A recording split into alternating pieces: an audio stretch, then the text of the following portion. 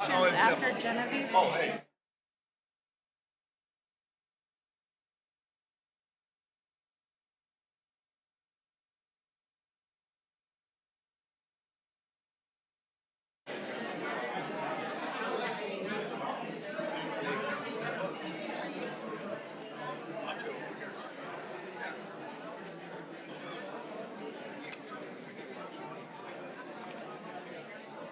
Alrighty, we're going to get this meeting started. If you could please take your seats.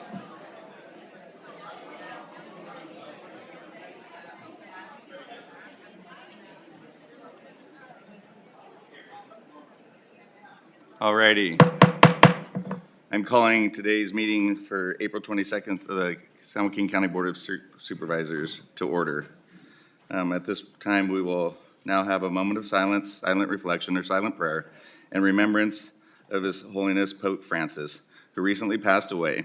Let us take this time to honor his life, leadership, and legacy.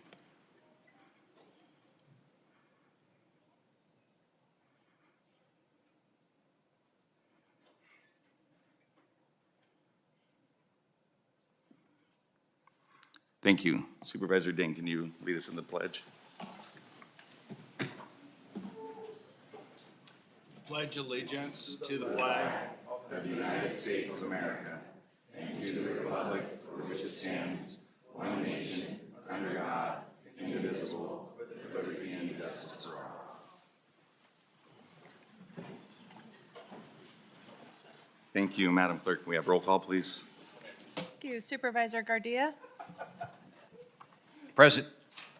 Supervisor Dollywall, Present. Supervisor Ding, Here. Supervisor Rickman, Here. and Chair Canepa. Here.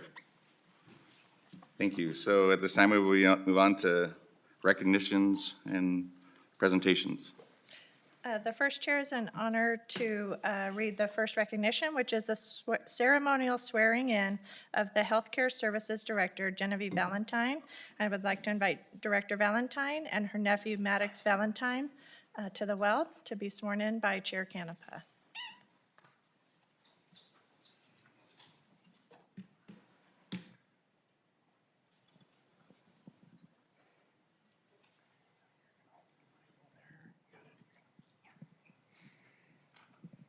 Are we ready? We're ready.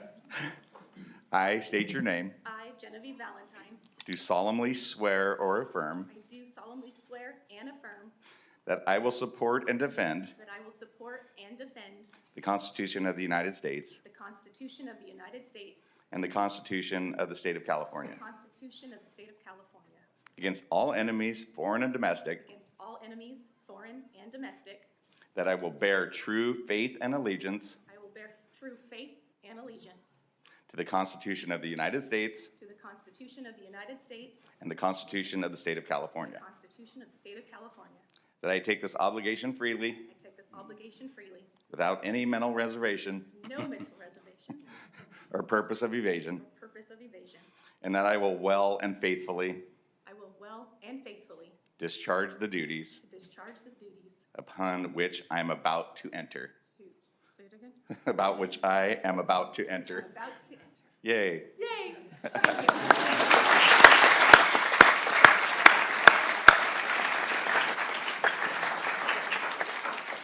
May I introduce to you Genevieve Valentine, our first female director of healthcare services.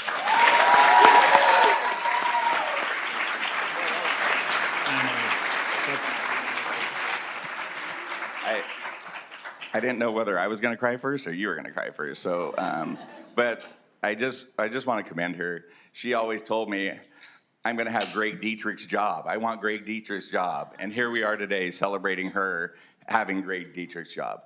And her passion and her work ethic is unmatched.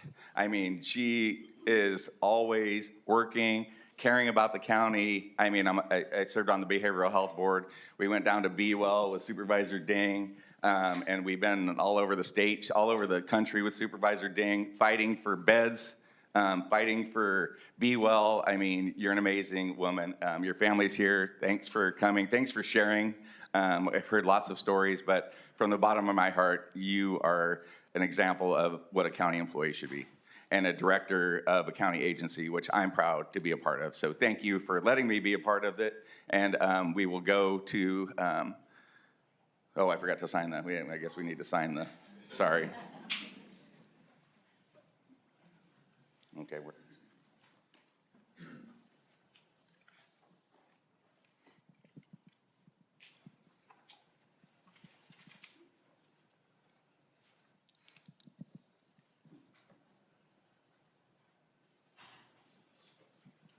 Perfect. Would you like to say a few words, and then we'll go to the board, or however you like? Thank you.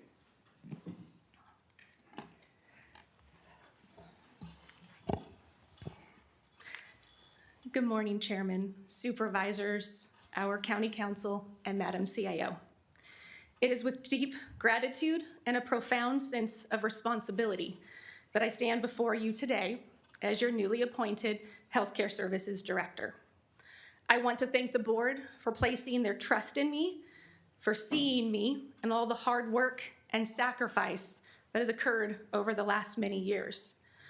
I want to express my appreciation and dedication to the professionals of the Healthcare Services Agency, which includes behavioral health, public health, correctional health, emergency medical services, the Office of the Medical Examiner, the Office of the Deputy Public Guardian, Veteran Services, Healthcare Service Administration, which includes our IT and our fiscal teams.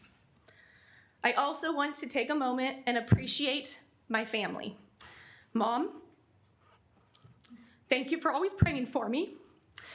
Dad, thank you for teaching me how to play chess despite the ADHD.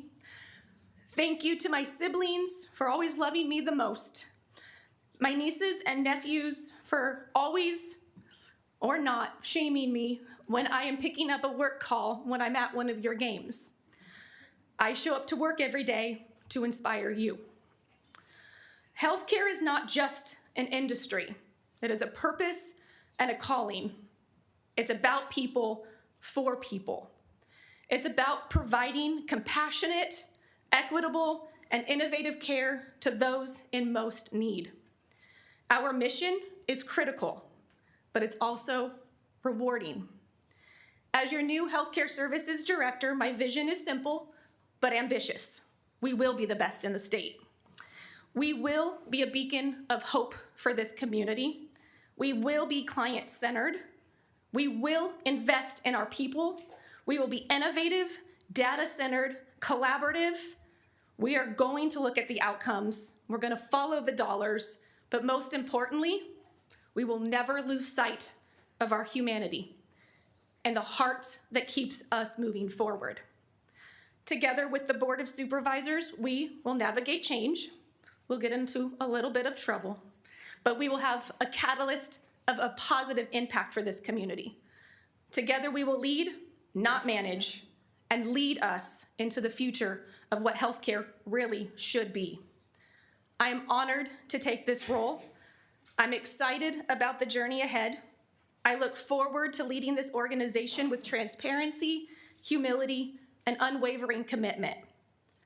But I do want to take a moment and say thank you for allowing me to stand here in front of you to teach my nieces and nephews that with hard work, rolling up your sleeves, really good guardian angels, and if you dream big, anything is possible. So thank you.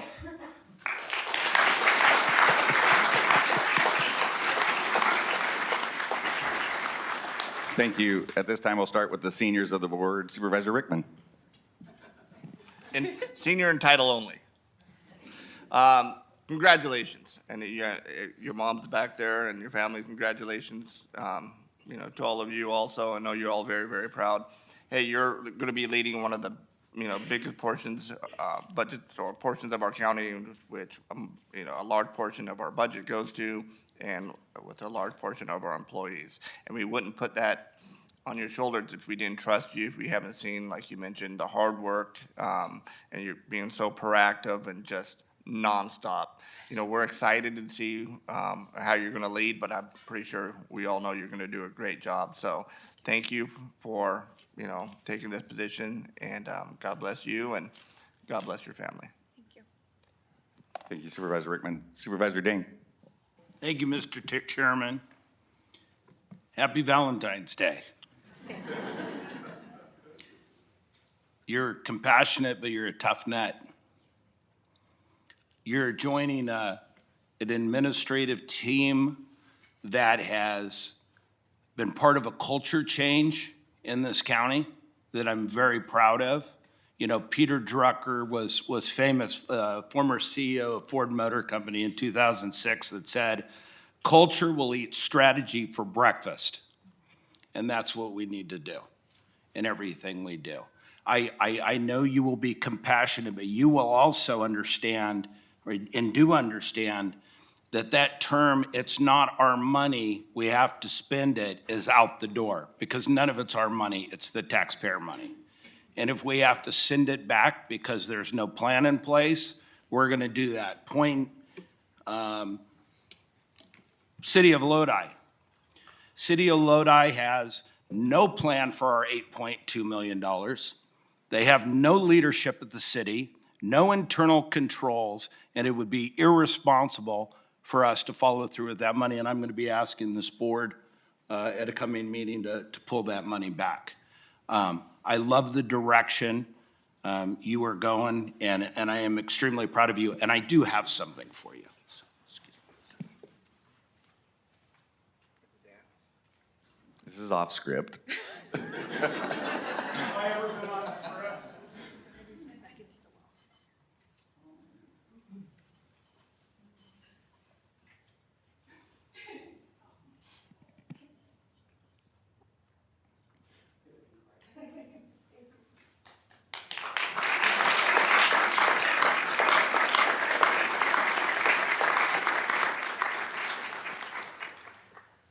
Okay, that was an amazing off-script moment.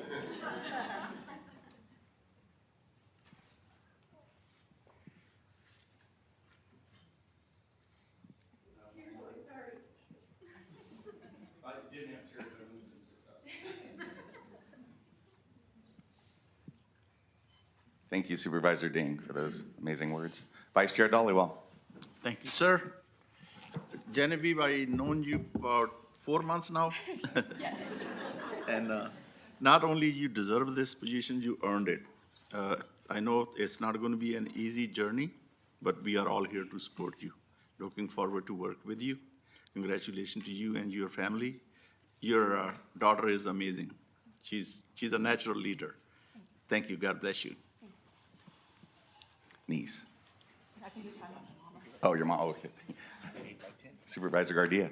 I'll back up those words. It's only been 4 months, but I actually feels like I've known you a long, long time. We're very fortunate as a community and a county to have you as steering the ship, and looking forward to working with you and supporting you in the future, but congratulations. Thank you. Okay. And would anybody else like to say a few words? Sandy? Staff wise? Think that we're good? I think we're You're good. running? Paul, We're gonna excuse take a me, photo. Mr. Chairman.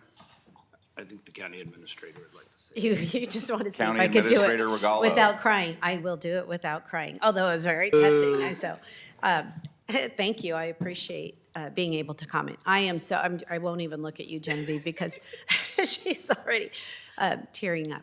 But I am so proud of you. I have been able to watch you and just you to really get in there and show us. I know that you work hard. I knew this from the start, even when we needed to have somebody fill in as interim. And we knew, the board knew, you were the only person. And so to watch you now and how you've really just gone division by division and really making them feel valued, and I think that's what we all want. And so we're here to support. I am here to support, and we do meet often. So if you need anything, please never hesitate to come. But you're doing great, and I'm very proud of you and could not be happier. Thank you.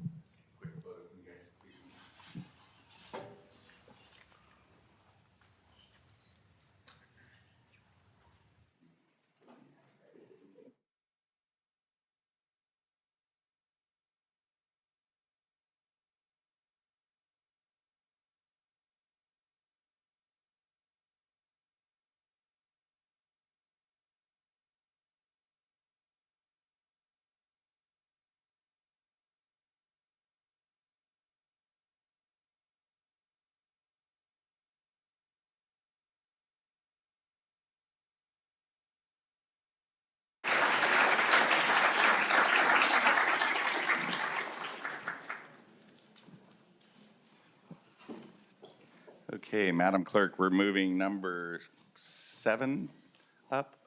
I believe so, Chair Canapa. So at this time, we're going to go out of order and present the recognition requested by Supervisor Robert Rickman of the 5th Supervisorial District. And this is the Future Leaders Recognition by the 5th Supervisorial District of the Merrill F. West High School Air Force Junior Reserve Officer Training Corps. And I would like to invite the Merrill West JROTC to the podium as we read this recognition, which states, "This is presented to Merrill F. West High School Air Force JROTC in recognition of our future leaders of San Joaquin County. The JROTC cadets' daily commitment to excellence, personal responsibility, teamwork, and service, both in the classroom and through structured training, consistently demonstrate the core values of integrity, selflessness, accountability, personal development, academic achievement, and civic responsibility, which should be an inspiration to all residents of San Joaquin County as we continue to grow greatness for the next 175 years. Congratulations, presented this 22nd day of April 2025. Chair Canapa and Supervisor Rickman. Thank you, Rochelle, and thank you, Chairman, for allowing us to bring this forward, for my district, and thank you for being here. Before I say any more, I'm going to turn it over to you to say a few words. Okay, perfect. Thank you, Mr. Rickman. Okay, so, wow, it's really short. Good morning, Supervisor Rick. Oh, is it not even on? Oh. We don't mess around here. Okay, well, good morning, Supervisor Rickman, board members, ladies and gentlemen. Thank you so much for this honor. I'm Cadet Major Mahanur Barbara. And I'm Cadet Major Berenice Valencia, representing the Air Force JROTC program at West High School. Our program was established in 2016. We started with only 69 cadets. Currently, we have 176 cadets in the program. Community service is a critical aspect of the JROTC program. Cadets have volunteered over 18,000 hours of community service since our program was established. We do community service within the district, the city of Tracy, and the surrounding communities. We received national recognition from HQ Air Force JROTC with ratings of exceed standards on all unit inspections, and by receiving the Distinguished Air Force JROTC Unit Award 4 years in a row. Each year, our 9/11 Remembrance and Retreat Ceremony and our Veterans Day Ceremony are covered by the KCRA 3 News and National CBS News. These events are executed in collaboration with FFA, the school choir, orchestra, and student leadership. The ceremonies are attended by the West High student body, community residents, city and school district officials, board members, county supervisors, and Congressman Josh Harder or a representative. So our drill and color guard teams have competed in numerous competitions with an impressive 30 first place trophies, 17 second place trophies, 14 third place trophies, and 112 additional medals. This Saturday, April 26th, our first place color guard team, which consists of me, Cadet Valencia, Cadet Velasquez, and Cadet France, along with Cadet Azizi, our first place solo exhibition team leader, will represent the unit and district at the Golden Bear West Coast Nationals to compete for the national championship. Beyond our competitive success, we also have a vibrant STEAM program featuring rocketry, 10 drones, and a state-of-the-art flight simulator. Finally, we are very proud of our cadet, Shiva Maharaj, who was selected by the Air Force to attend the Flight Academy this summer through a very rigorous process, where he will get the opportunity to earn his private pilot's license. To conclude, we would like to thank you for this honor and having an amazing day. God bless you. Thank you. Major Roundtree, you want to say anything? Major, you want to say anything? You're the leader of the bunch. Absolutely. Thank you for this honor. This is a cadet-led program. My job is just to mentor, to be a guidepost for these students. They do all the work. That's why I wanted them to speak. I'm just here to support them and make sure they grow to be whatever they want and to motivate. They do everything, the community service, the leadership, the work, they put everything together. And I'm so proud of them. And I appreciate the board members, Supervisor Rickman, and the community for all your support. And once again, thank you very much. We appreciate the honor. Thank you, Major, and thank you all for being here. Again, you know, I'm a huge supporter, and you want to know what leaders look like in our schools? Here they are. I mean, you guys are at Memorial Day, you're at Veterans Day. I mean, you help out nonprofits throughout their communities. You're everywhere. When I'm at a function, I see you guys there constantly. So we are all very, very proud of you. I know I'm very proud of you. And good luck this weekend. I know you guys are going to kill it. I mean, it's maybe, and you know, as I've told you many a times, if you ever need anything from me or the county, please, all you need to do is pick up the phone and give us a call. Appreciate it. And, you know, I look, you know, as I mentioned before, not only are they just our leaders in the school, but in their community. As you guys graduate and get older, hopefully, you know, you'll be filling our ranks here at the county and hopefully here on this board and being part of the community. So again, God bless you guys and keep up the great work. And I'm going to turn it over to our chairman. Thank you. Thank you, Supervisor Rickman. So it's 175th anniversary this year. So we're talking past, present, and future. And this is just a glowing example of you guys are our future. And it's a great representation today. So thank you for coming. I know we put them first so that they could get back to school because being on the school board, I understand ADA, which is average daily attendance, and it's important that you guys are there. So at this time, if anyone would like to speak, you are more than welcome to, but we have a full agenda today, so if you... I was just going to say, it's nice to hear all your accomplishments, Chairman Rickman. Yeah, Supervisor Rickman has been bragging about you all week, so anyway, congratulations. Thank you. Thank you for coming. You will take a photo with us, please.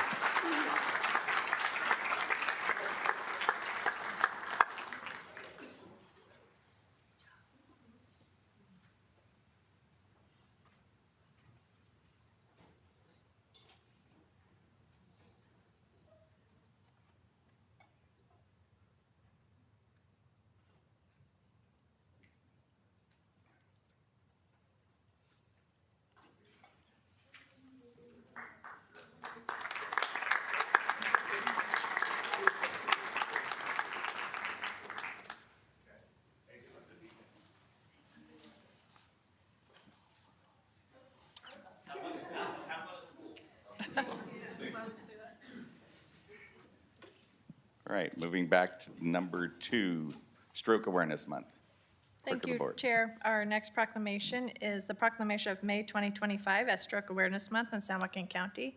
And I would like to invite Mary Nicholson with the Healings in Motion and the entire team down to the podium as we read this proclamation, which states, Whereas stroke is the leading cause of death and long-term disability in the United States, with profound physical, emotional, and financial effects on individuals, families, and communities. And whereas 80% of strokes are preventable and nearly 25% occur in people under the age of 65. And whereas while strokes are the 5th leading cause of death nationally in San Joaquin County, it ranks as 3rd. And whereas 20% of strokes will occur in individuals of working age, potentially having a lasting negative impact on careers and young families. And whereas stroke is the leading cause of long-term disability and more than half of these survivors suffer reduced mobility. And whereas there's a 30-day hospital readmission rate of 12 to 14% in patients with acute ischemic stroke, and whereas the risk of stroke can be reduced by abstaining from smoking, maintaining a healthy diet, engaging in daily exercise, and limiting alcohol consumption to no more than 2 drinks per day. Now therefore be it resolved that the San Joaquin County Board of Supervisors does hereby proclaim the month of May 2025 as Stroke Awareness Month in San Joaquin County, where collectively we must work together to improve stroke awareness and encourage everyone to respond to stroke symptoms to increase better outcomes. Presented this 22nd day of April 2025. Chair Canepa? Thank you. Thank you all for coming. You have the floor, sir. Thank you. Well, my name is Jim Chi Chong, and I'm a publisher of the APA Living Today publication that actually originates here in Stockton, founder of Center Stage International, and a former board member of Healing's Emotion. And we have Manny here that will be joining me a little bit later. He's a manager of staff education at St. Joseph's Medical Center and also on the board of Healing's Emotion. And stroke awareness is vital to decrease the growing number of strokes that are occurring. It takes a community working together to impact the devastating causes of stroke. And I want to introduce you to some of the community working together for stroke prevention so we can have better stroke outcomes and rehabilitation. A very important issue here. Even a couple people, before I introduce these people I talked to, they just had a stroke a few months ago. All right. But I'd like to introduce Mary Nicholson, founder and director of Healing's Emotion. Also, Jared Bagel, manager, emergency medical services. All right. As well as Diane Hill, 6-time stroke survivor. Just raise your hand as I mention your name. All right. Also, Ann Fraley, caregiver. As well as Daniel Kim, Healing's Emotion board member of San Joaquin County Community Education Supervisor. Vina Ford, Health Plan of San Joaquin. In her place is Jennifer Mendita. Oh, and Jennifer Mendita in her place. Community supporters and educators, R.C. Thompson, Executive Reinvent South Stockton. Kitty Brown, KB Farms. Gloria Murphy, CEO of Diamond Care Incorporated and K-Joy Radio. And I also want to introduce, of course, the coordinators, and it does take a village for sure. The hospital stroke coordinators are Jennifer Goodpaster, Doctors Hospital of Manteca, Adrian Bunyard Falquist, Kaiser Permanente, Kimberly Tomasi, St. Joseph's Medical Center, Justin Joyce, CEO of Stockton Rehabilitation Hospital, and Kimberlina Phillips and Business Development, Cindy Bresky, Adventist Health Lodi Memorial, as well as Melinda Steinhoffel, coordinator for Dameron Hospital. And, we want to see, definitely as we introduce this, 1 out of every 10 strokes occur to people aged 45 years and younger and impacts the workforce and families. Stroke remains the leading cause of death in the U.S., in both the U.S. and San Joaquin County. It is the 5th leading cause, 3rd to the Asian population in San Joaquin County behind health, disease, cancer, COVID-19, and unintentional injuries. Stroke is the leading cause of long-term disability, and also public health plays a role in stroke symptoms of care. Stroke systems of care is a continuum of care that involves prevention, EMS response, acute care and treatment, subacute care, and secondary prevention, rehabilitation, and continuous quality improvement. Public health is a part of the prevention sector, which includes community partners to raise public awareness and post-stroke support and advocacy. EMS has updated protocols to deliver patients to the right hospitals that are ready to receive them. All 7 hospitals with emergency departments are designated primary stroke centers ready to treat people. And arguably, we're really excited to be an advocate for the regional stroke centers and also stroke as well, and Healings in Motion. And we have a song that we want to do for you guys very quickly, entertainment, and we're not going to charge any of you, okay? So anyway, I'd like to have Manny join me here, and this is just a fun thing. Try to listen to the words. Hopefully you'll be okay. And we'll just have a fun time with this, okay? As I think of all the faces I've seen this past year, some were touched with happiness while others filled with fear. Some just need a warm embrace while others need a prayer. When they look into your eyes, will they see someone who cares? Are you an agent for progress? More than just a notion. Are you an agent for progress? Joining Healings in Motion today. You may be a husband, yeah. You may be a wife, but some just need a warm embrace and save their life. Many people strive to see the life they strive to live. The one thing we ask from all is that we choose to give. Are you an agent for progress? More than just a notion. Are you an agent for progress? Joining Healings in Motion today. You may be a beacon of hope or a whisper in the night for someone that's all alone but still chooses to fight. This is a difficult choice, this is true. But someday this beacon of light may be waiting there for you. You are an agent for progress, more than just a notion. Are we an agent for progress? Joining Healings in Motion today. Today.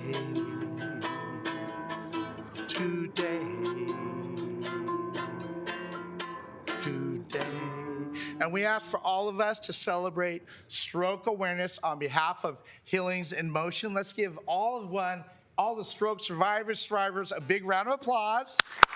And I know I would be remiss to not at least give Mary the mic just for a minute. The founder of Healings in Motion. I just want to thank everybody who showed up today. Really, Kitty from KB Farms and everybody is very important as a community, really focused about stroke awareness. We all need it. We need you to be a part of it. Thank you so much. Thank you. Thank you. This is absolutely amazing. The diversity and you guys and the love. It's not only about education, awareness, and help. So thank you for what you guys do in the community. We appreciate it, and we appreciate you all coming. So thank you. If we could take a quick photo. I guess everyone steps up that way. Yeah, everyone get up there.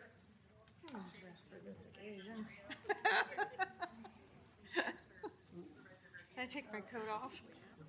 I think you can do whatever you want, friend.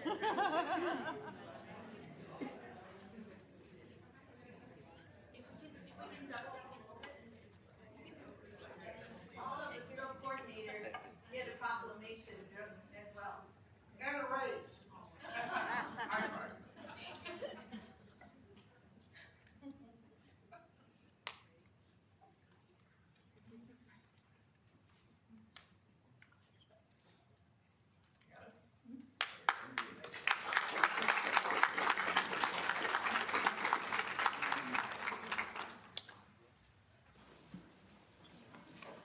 Chair Canapa, we have a request to do the National Day of Prayer proclamation next, which is item number 6. Okay. Number 6, moving to number 6, National Day of Prayer, Yes. San Joaquin County. Clerk of the Board. Thank you. So I'd like to invite Pastor Brett Dode, like road, from the Calvary Church in Ripon to the podium as we read this recognition, which states, whereas today prayer is as powerful in our nation as it has ever been, and whereas prayer and meditation brings relief from despair, strength through forgiveness, wisdom, reconciliation, and guidance, and whereas the hard work of our people, the freedom they enjoy, and their faith built this country and made it the envy of the world. And whereas throughout our history, Americans have put their faith in God, and no one can doubt that we have been blessed for it. And whereas San Joaquin County, a community that has shown incredible resilience in the face of adversity, we can all be lifted in prayer and unity. And whereas we should never forget those around the world who are being held or persecuted because of their convictions, whatever their faiths or beliefs, and wherever they are held, let us continue to take every action within our power to secure their freedom. And whereas on April 17th, 1952, President Harry S. Truman signed a bill proclaiming a National Day of Prayer on which the people of the United States may turn to God in prayer and meditation at places of worship, in groups and as individuals. Now therefore be it resolved that the San Joaquin County Board of Supervisors does hereby proclaim May 1st, 2025 as National Day of Prayer in San Joaquin County, and encourages people of San Joaquin County to lift our leaders, our nation, and our communities in prayer or meditation according to their own faith and consciousness on this day and throughout the year, presented this 22nd day of April 2025. Chair Canapa and Supervisor Rickman. Thank you, Rochelle. Pastor, thank you very much for coming all the way from Ripon to join us this morning. I'm going to turn it over to you, say a few words. Awesome. Did you guys see this thing? I need one of these at church. Amen. This is good. Well, thank you so much, board, and thank you, staff, for allowing me the privilege of being here today. You know, the Apostle Paul tells us that prayer is powerful and that we should pray, and we do pray. For all of you who are entrusted with leading and shepherding this great county, it's a massive responsibility, and we pray wisdom upon each and every single one of you. It's certainly something my church does every single month. So thank you for your leadership. Yeah, it's only fitting, perhaps this day, as we recognize this National Day of Prayer for our county, to hear the prayer life of our first president, George Washington. And I found an excerpt from his prayer journal that I'd like to share with you. I think it's fitting this day. Would you join me in a word of prayer?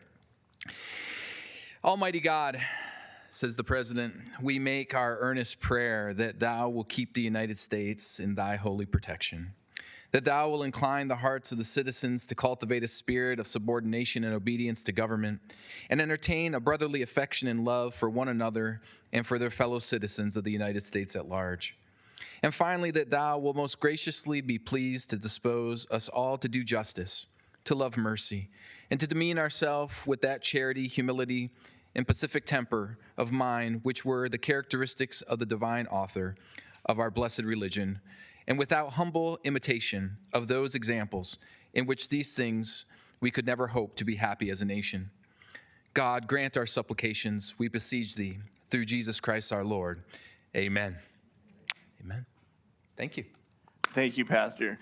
And, you know, throughout history, you know, prayer has been a source of strength and guidance during times of uncertainty and, of course, everyday lives. And I like to bring this forward every single year to remind people the power of prayer. You know, and, you know, freedom of religion, freedom to pray is a right given by God, not by the state. And, you know, there was a quote I heard, I think it was from a song, but, you know, the older I get, the more I pray. And it seems to be that way. I know it is for me. So thank you for what you do in the city of Ripon and for San Joaquin County as a whole. You know, we appreciate it, and God bless you, and God bless everyone. And I'm going to turn it over to our chairman. Thank you. Thank you. I mean, I think this is the most part of what our freedom means, is we've been going to tons of events recently about celebrating the diversity of all the different religions in our community. So thank you for bringing this forward, and thank you for coming and being a part of it, because I think it is what makes America great, is that we can have our own faith and believe in our beliefs and not be persecuted. So thank you for coming, and thank you for bringing this forward. Welcome. Do you guys like to take a photo or any comments? No, I wouldn't want to say anything to upstage George Washington, so I just want to say God bless. Thank you for coming. Officer Gressa, thank you. Thank you. You guys good? All right, take a photo if you could.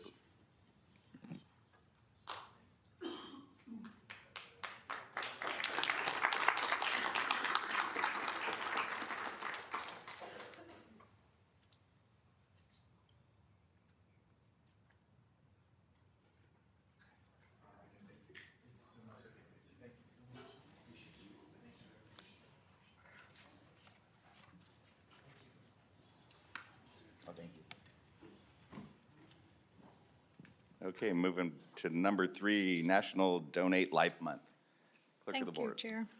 Our next proclamations of April 2025 is National Donate Life Month in San Joaquin County, and I would like to invite Brittany Gonzalez with Donate Life Ambassador and Donor Mother to the podium as we read this proclamation, which states, whereas National Donate Life Month is observed each April to recognize and honor the generosity of those who have given the ultimate gift, the gift of life, by becoming an organ, eye, and tissue donor.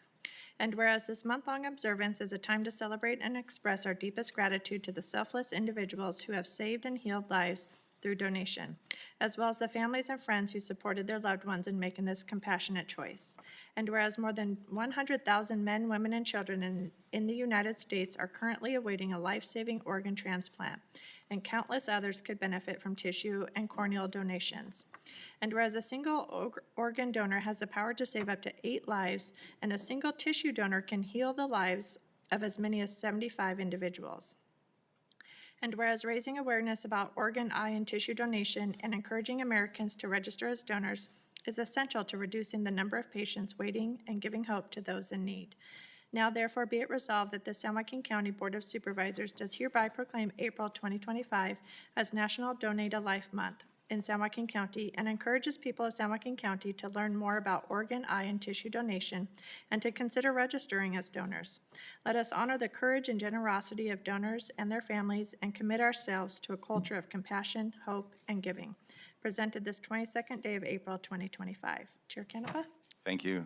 This is one of those things that a lot of people need help to be pushed. I'm a donor, and it's on my my real ID card now, so thank you for doing that, and I think it's important because our lives can provide lives for others, and we, are important people to help others, so you have the floor.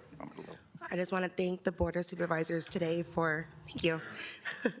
I want to thank the Board of Supervisors today for honoring donors and celebrating recipients for April 2025 Donor Month.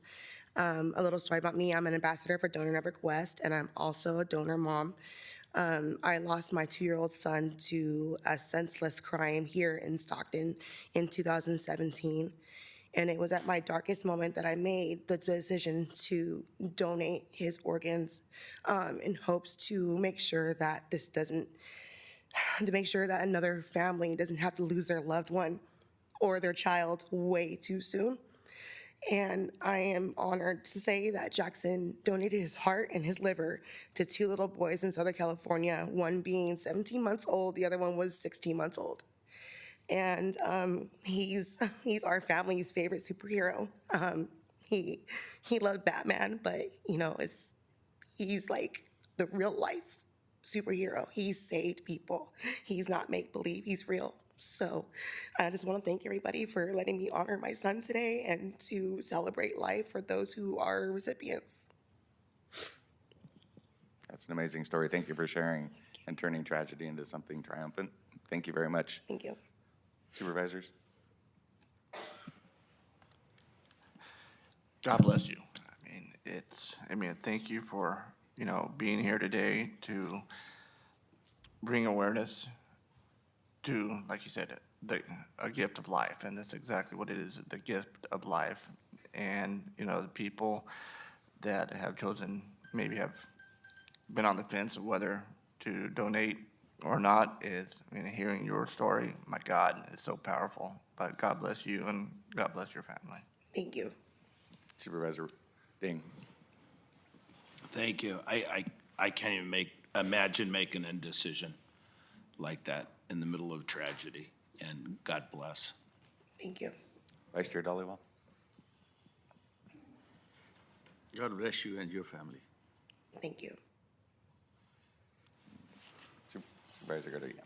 Yeah, I do know the value of being my nephew receiving a heart and how much it helped the family. And I appreciate, I couldn't imagine being in a position that you were in, but I appreciate it. Thank you. God bless your nephew as well. Thank you. If you could take a photo with us, I'd appreciate it.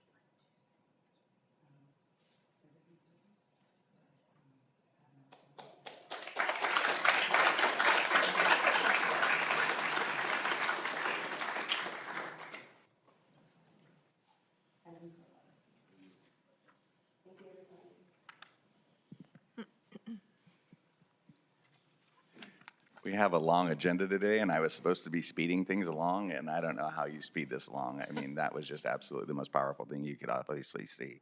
So thank you for sharing. So now we're moving on to number 4, which is Earth Day. Thank you, Chair, and I do want to note a correction for the record that we are proclaiming April 27th, 2025 as Earth Day in San Joaquin County. It was printed on the agenda as April 22nd. And I would like to invite Alicia Valenzuela from the Stockton Earth Day Festival Planning Committee to the podium, or possibly another representative. Thank you. As I read this proclamation, which states, whereas Earth Day in Stockton has been celebrated annually for 35 years and will now celebrate the 36th annual Earth Day at Victory Park on Sunday, April 27th. And whereas Earth Day nationally will mark the 55th annual Earth Day. And whereas Earth Day theme this year is Our Power, Our Planet. We highlight the importance and efforts of transitioning to cleaner energy such as wind and solar. In addition to reducing greenhouse gas emissions, residents will receive public health benefits such as lowering overall health costs and reducing health issues such as respiratory disease. Cleaner air contributes to better mental health and a higher quality of life. And whereas Earth Day in Stockton will be celebrated at Victory Park in a beautiful public setting featuring green grass, a colorful variety of vegetation and flowers, and new, old, stately, and resolute trees that purify the air by breathing in pollution and expelling life-giving oxygen. And whereas Earth Day at Victory Park will feature booths, tables, entertainment, food and beverages, and educational displays to provide information and illustrations of healthy and sustainable environmental practices to enhance the quality of life in our community, nation, and the world. Now therefore be it resolved that the San Joaquin County Board of Supervisors does hereby proclaim April 27th as Earth Day in Stockton in San Joaquin County and will be celebrated at Victory Park, presented this 22nd day of April 2025. Chair Canepa? Thank you. I mean, we all need to be better stewards of our environments. The air quality in South Stockton is absolutely abysmal. So go ahead and share your wealth. And you guys put on an amazing show at Victory Park, by the way. Good morning. My name is Bruce Judici. I'm standing in for Alicia, who actually works in the mountains during the week, so I'm filling in. So on behalf of our all-volunteer committee, Alicia Valenzuela, David Qualls, Sylvia Qualls, Destiny Rivas, Annette DePauli, Tita Lucero, Skylar Carlson, Elazar Abraham, and myself, Bruce Judici.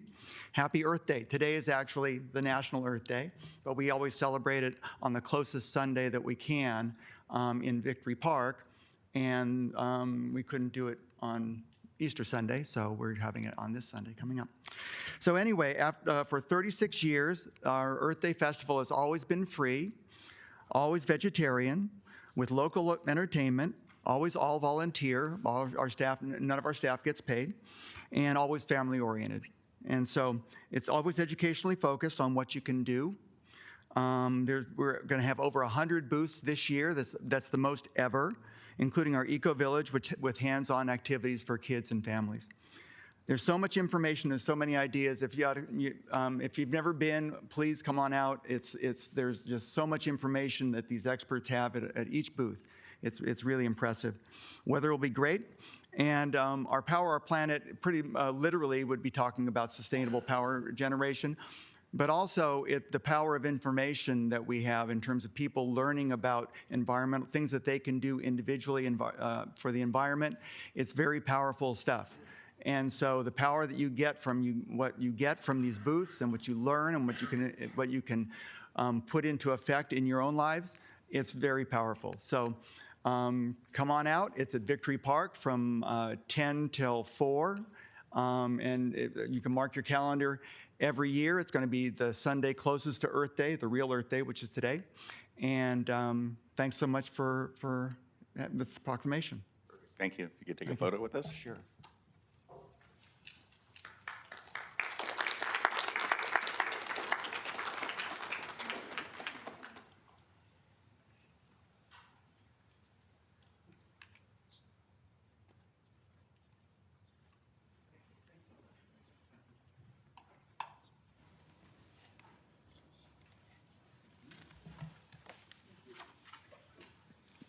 Moving on to number 5, Provider Appreciation Day.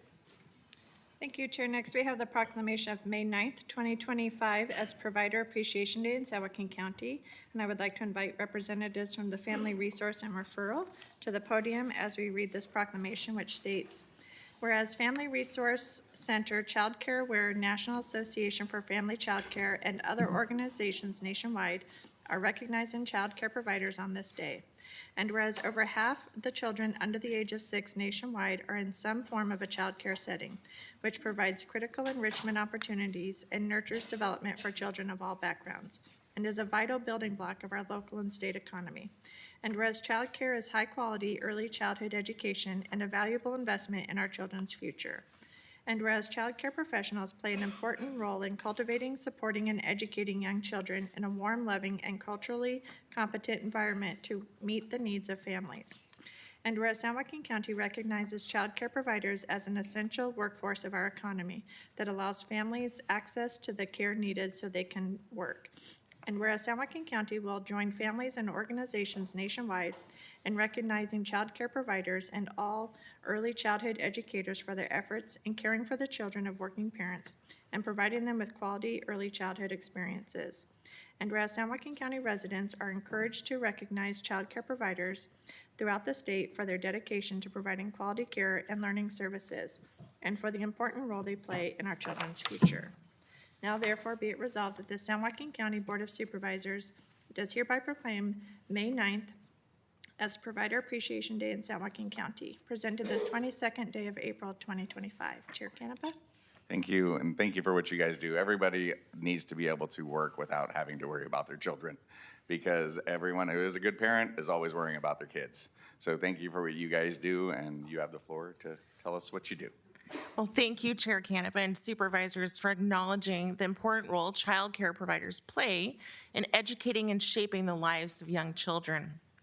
They keep our children safe, nurture their curiosity, and prepare them for a lifetime of learning and growth. Child care providers also have a positive impact on our economy, helping parents enter the labor market, and now more than ever, businesses recognize child care as a key driver of economic development and stability. Family Resource Center pays tribute to all child care providers in San Joaquin County on this very special day. We are honored to be joined today by 3 family child care home providers, Trini Serrano, Leticia Burks, and Gabriela Americo, who participate in programs that enhance the quality of care given to children. We want to thank our USDA Child Care Food Program participating providers. Children that are cared for by providers participating in the Child Care Food Program benefit by being fed nutritious meals that ensure their proper development. Children gain from early nutrition education that helps them establish positive eating habits that will enrich the quality of their diet through their life. They even get to try jicama. We also want to thank our early Head Start providers who are serving children from ages 0 to 3, providing low-cost family services that includes information and resources on nutrition, development, education, social health, dental and medical health, and early literacy education and engagement. We thank all providers for the heroic work they do each day. We are so proud to partner with you. Thank you for your creativity, enthusiasm, passion, kindness, understanding, and love you give to the children in your care. Thank you for serving your community and providing high-quality care. Now I'd like to just introduce our 3 providers for quick comment: Trini Serrano, Leticia Burks, and Gabriela Marigo.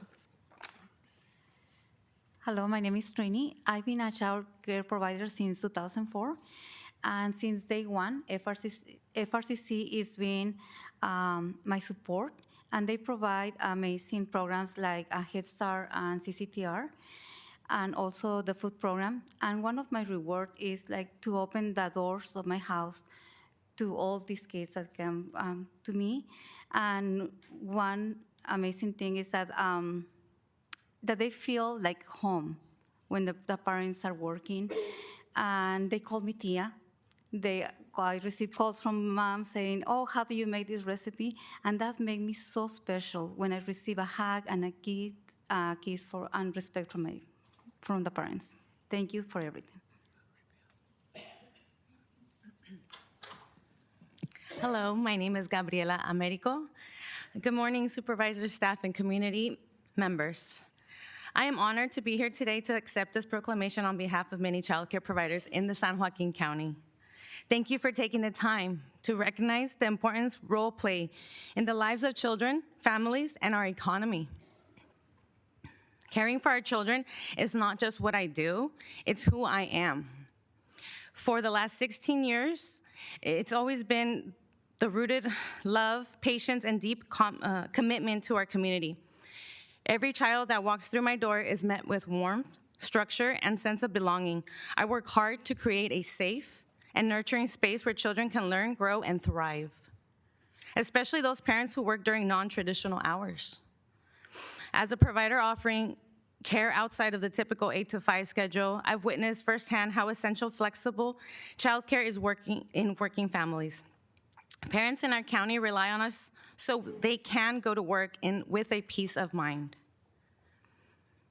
Knowing and doing so, we're not just supporting families, we're strengthening our workforce and contributing to the economic health of our region. Beyond being a caregiver, I'm also a small business owner. Like many others in this field, I manage budgets, follow regulations, plan curriculum, and run a full operation, all while ensuring each child gets individualized attention they deserve. Childcare may happen in homes and/or centers, but it fuels the broader success in our entire community. Thank you again for this recognition. It means so much to know that the work we do is seen, valued, and celebrated. And I hope to continue to build partnerships that uplift and invest in childcare providers, because when we support early childcare and education, we invest in a stronger future for the San Joaquin County and our economy. Thank you. My name is Leticia Burks with Burks Building Blocks in Western Ranch. We childcare providers, we do what we can to help develop these children. They have 90% of brain development, and we have to do what we can do to get them situated to be resilient. I'm sorry. Family Social Referrals has really helped with quality childcare for me, developing me. They created a cohort of development where we were all sent to Delta to take classes to help our quality of childcare. From there, I was able to expand and work on my BA and my master's so that I can provide quality childcare from ages from 0 to 13. For us, it is not the money that we do, it's how we can change the world and prepare the children to, when they get into school, that those teachers can take those kids and run with it, and they're prepared. We want to thank you for being here, and that's it. Thank you very much. If we could take a quick photo.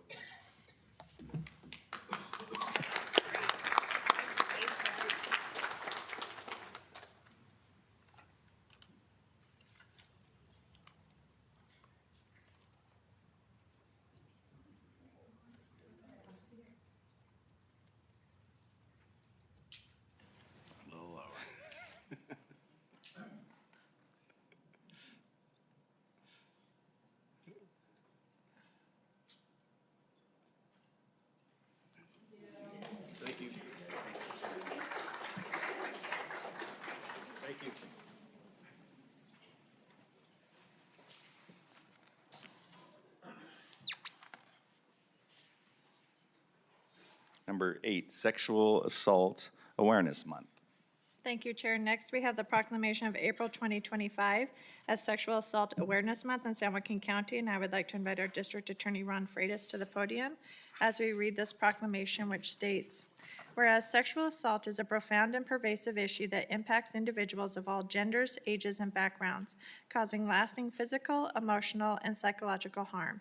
And whereas the San Joaquin County District Attorney's Office, Victim Witness Division, Family Justice Center, and their dedicated partners, including Prevail, Community Medical Centers, the Child Abuse Prevention Council, and others, work tirelessly to provide trauma-informed services, advocacy, and support to survivors of sexual violence. And whereas raising awareness and preventing sexual violence require a community-wide effort to foster safe, supportive environments where survivors are believed, empowered, and provided with the resources to restore hope. And whereas this year's theme, Together We Act, United We Change, highlights the power of working together to create safer, more respectful environments for all. And whereas through education, outreach, and survivor-centered services, our community remains committed to preventing sexual assault, holding offenders accountable, and advancing policies that prioritize the well-being and safety of all individuals. Now therefore be it resolved that the San Joaquin County Board of Supervisors does hereby proclaim the month of April 2025 as Sexual Assault Awareness Month in San Joaquin County, and encourages all individuals, organizations, and communities to join the vital effort by raising awareness, promoting education, and creating safe spaces both online and offline to prevent sexual violence. Presented this 22nd day of April 2025. Chair Canepa. Thank you. Thank you guys for coming. I mean, this is the dream team because they do an amazing job in our community. A lot of people with lived experience that have walked this walk and can share of how people can make their lives better and giving people a voice. So, Mr. District Attorney, you have the floor. Thank you, Chairman Canepa, Vice Chairman Dollywall, Administrator Regalo, esteemed members of the board. Thank you for your leadership in addressing sexual assault and for the opportunity to speak during Sexual Assault Awareness Month. I'm honored to support this proclamation declaring April as Sexual Assault Awareness Month in San Joaquin County. Sexual assault affects everyone. 1 in 3 women and 1 in 6 men in their lifetime, and this causes lasting harm to survivors of all backgrounds. In San Joaquin County, many cases go unreported due to fear, shame, or lack of awareness of support, making awareness critical.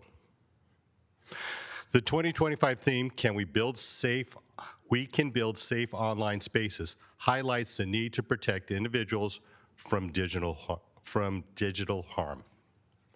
So I'd like to highlight a couple of our operations that we have here, some of our partners. Thank you to the Family Justice Center, led by Program Coordinator Alexis Wilbert, and to the Victim Witness Unit, led by Director Gabrielle Wargi, for their dedicated support to survivors. Also, sexual assault is vertically prosecuted in my office by Chief Deputy District Attorney Mark Dennings and Supervising District Attorney Angela Hayes and their amazing team of Deputy District Attorneys and investigators. We also have our crime-fighting county partners, and as a district attorney, I've said it once, I'll say it again, we couldn't ask for better. Sheriff Patrick Withrow and Chief Probation Officer Steve Jackson do an amazing job for our county, and we cannot thank them enough. We also have our public, private, nonprofit, and faith-based partners like Prevail, Community Medical Centers, the Child Abuse Prevention Council, and so many others to provide vital services to help survivors have hope and pursue justice. So my office is committed to holding offenders accountable and working with partners to prevent sexual assault in our community through education, early intervention, awareness, and enforcement. We can have survivor-focused policies. We aim to create safe spaces online and offline while supporting survivors and rebuilding their lives. So thank you, Chairman Canepa, Vice Chairman Dollywall, Administrator Regalo, and all the board for recognizing Sexual Assault Awareness Month and believing in survivors. We're ready to collaborate to make San Joaquin safe for all. Thank you. Thank you, folks, for coming. It's turning tragedy into something that's also positive, so we appreciate you all coming. Very good.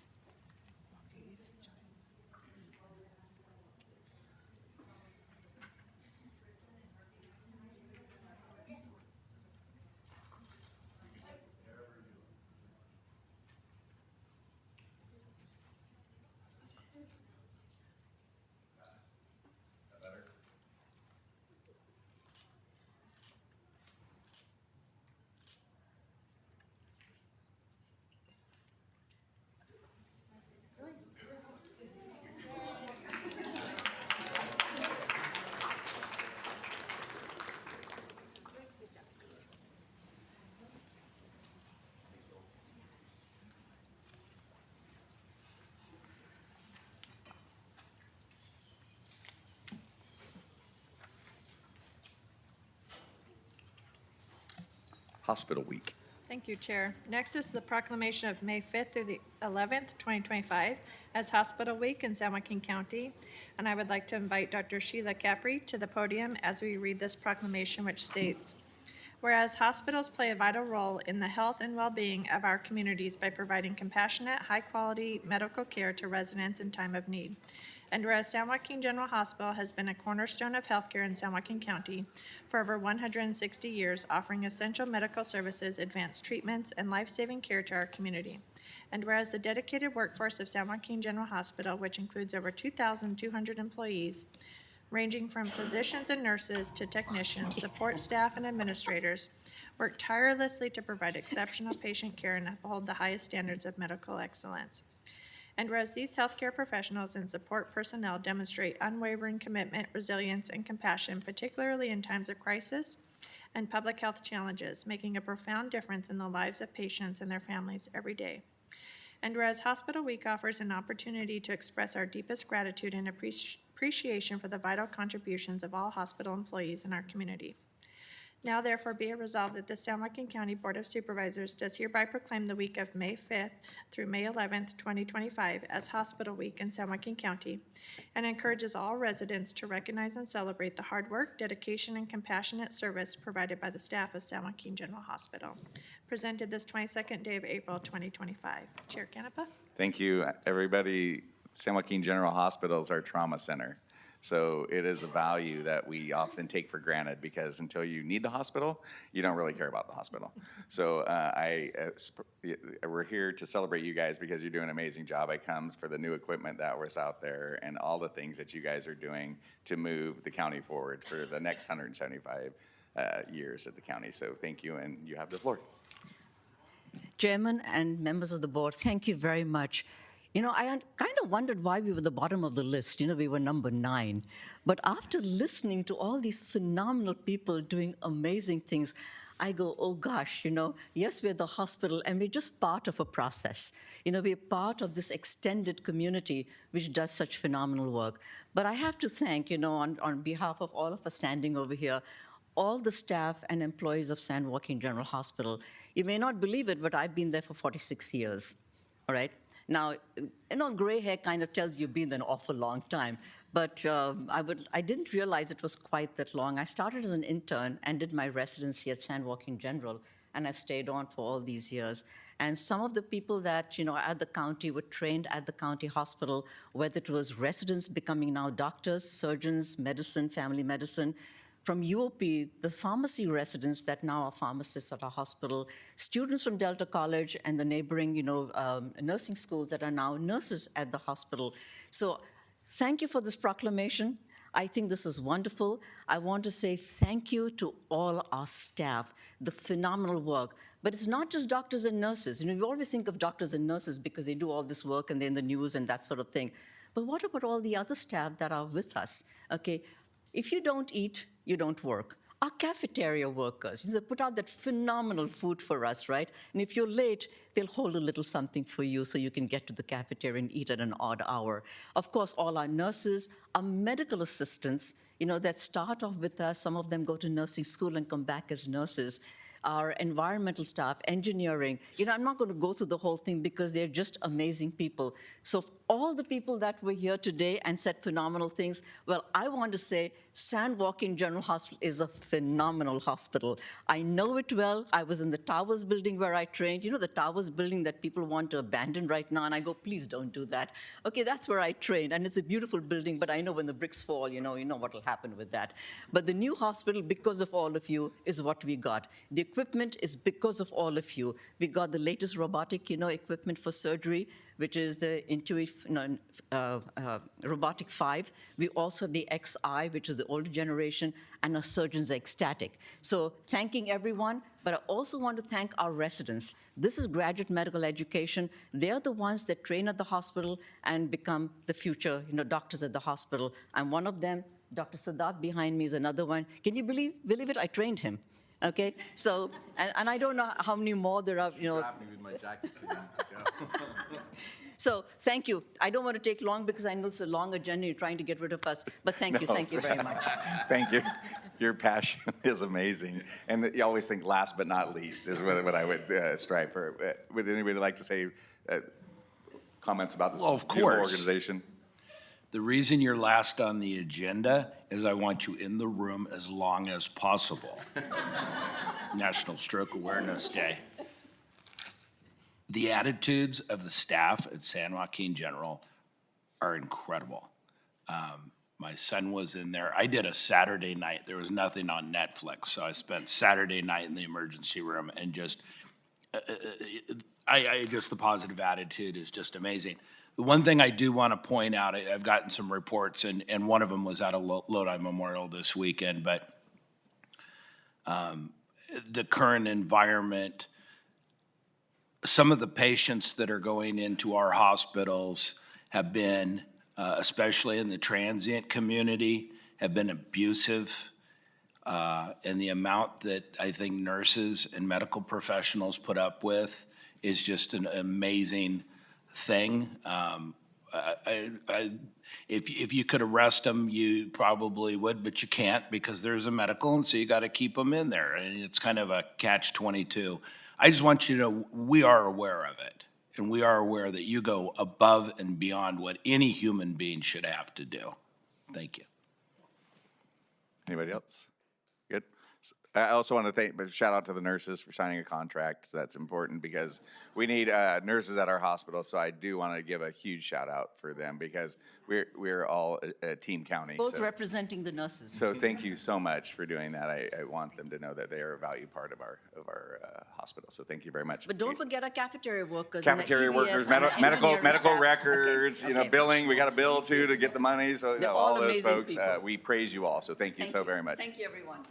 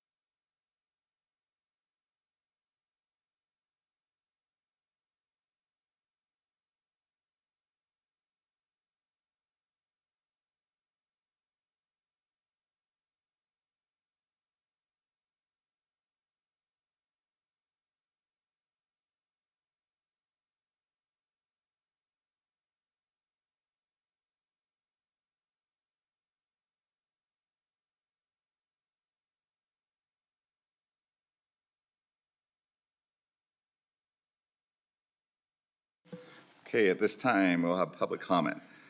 Now is the time for public comment on matters within the jurisdiction of the Board of Supervisors that are not listed on the agenda and minutes, consent calendar, and closed session items. We request that you fill out a comment form if you address the board in person. There is a time limit of 3 minutes for these comments. There is a device on the podium with a green, yellow, and red light. The yellow light will come on 30 seconds before the end of the 3 minutes. With regards to public comment, the law strictly limits the ability of board members to discuss matters not on the agenda, so this is not an appropriate time to have discussion with the board regarding your comments. We ask that you refrain from personal attacks during your comments and that you address all comments to the Board of Supervisors, not the audience. Comments from the public may not reflect the point of view of the Board of Supervisors. First public comment, Lisa Vella and Lupe Smith? Is that correct? You're on deck, so you're next, so thank you. Good morning. Good morning, Chair Canepa and members of the Board of Supervisors. My name is Lisa Vella. I'm the CEO of the San Joaquin County Hispanic Chamber of Commerce, and I want to begin by sincerely thanking you for your unwavering support of our Chamber of Commerce. I'm here on behalf of myself, our Chamber of Commerce Board of Directors, and our constituency. I asked to speak today to share a brief update and express our deep gratitude. During a time of great uncertainty and continued partnership, your continued partnership has allowed us to remain a vital resource for our small business community. Thanks to your support and the grants provided through San Joaquin Community Foundation, we've had the opportunity to expand our outreach and impact. We continue to shine as a beacon of hope for small businesses in San Joaquin County, offering not only resources, but reassurance and resilience. Most recently, we hosted our Latina Business Conference at the University Plaza in downtown Stockton. This event was a celebration of growth, learning, and mentorship. We provided workshops focusing on financial acumen, self-care, and essential tools for both emerging entrepreneurs and established small businesses in our region.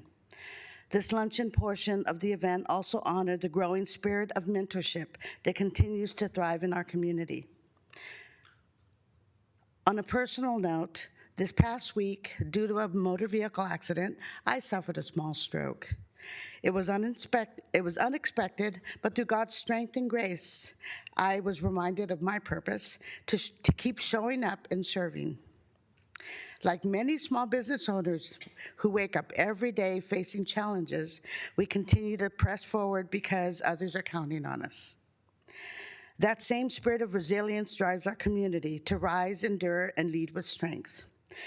I've been reminded the purpose, and He's placed in my heart the work that we do. The commitment of the San Joaquin County Hispanic Chamber of Commerce, and this work remains unwavering. We strive to be a light for others, a reflection of faith, mentorship, and perseverance, and we share this because it mirrors the spirit of our small business community. To never give up, to keep striving, and to walk forward. Together and with strength and our commitment, this work remains unwavering. We will strive to be a light for others, a reflection of faith, work, mentorship, and perseverance. I share this because it mirrors the spirit of our small business community to never give up, to keep striving, and to walk forward. We look forward to continuing this important work with the San Joaquin County Hispanic Chamber and with San Joaquin County. And we welcome you to visit our programs and meet with the small businesses that you've helped to mentor. Thank you for believing in our mission, and we will all continue to be guided in service and in strength. Thank you for your time. Thank you very much for your leadership. Thank you. Lupe, you have the floor. Hi, Board. My name is Lupe Smith. I am a care provider for IHSS and an executive board member for SEIU 2015. I'm here to thank every single one of you Board of Supervisors for your support on our marketing. I'm here on behalf of 5,000 care providers, thanking you for the support and the kindness and your patience. And my union, SEIU 2015, thanks you. Mainly, we're here to say thank you, and hopefully you could change our life by voting yes in our bargaining contract. We really appreciate you guys. We're humbly saying thank you. Perfect. Thank you for sharing. At this time, I would like to offer Michelle Ginelli, if you can't stay and want to talk about the landfill item now instead, or would you like to stay and speak later? It's up to you, because I don't know when we're going to get to this, so I don't know what your schedule is. So. Sure. Or the clerk of the board brought this forward, so you have the floor. Thank you. My name is Michelle Gianelli. I'm the business agent for San Joaquin County for Operating Engineers Local 3, and we do cover the Foothill landfill. So I see that it's on the agenda to close, and I just want to ask if you do. Can you please give our members a chance to also continue to work there? Some of those guys have been there for over 20 years. It's in their family. There's father and son. There's a dozen guys there that are going to lose their jobs, only jobs they've ever had, if that closes. So I'm just asking if at all possible, at least give them the chance to get on with the county and continue to run that place. Thank you. Perfect. Thank you. Is there anyone else from the public that would like to speak at this time? Please come forward, state your name.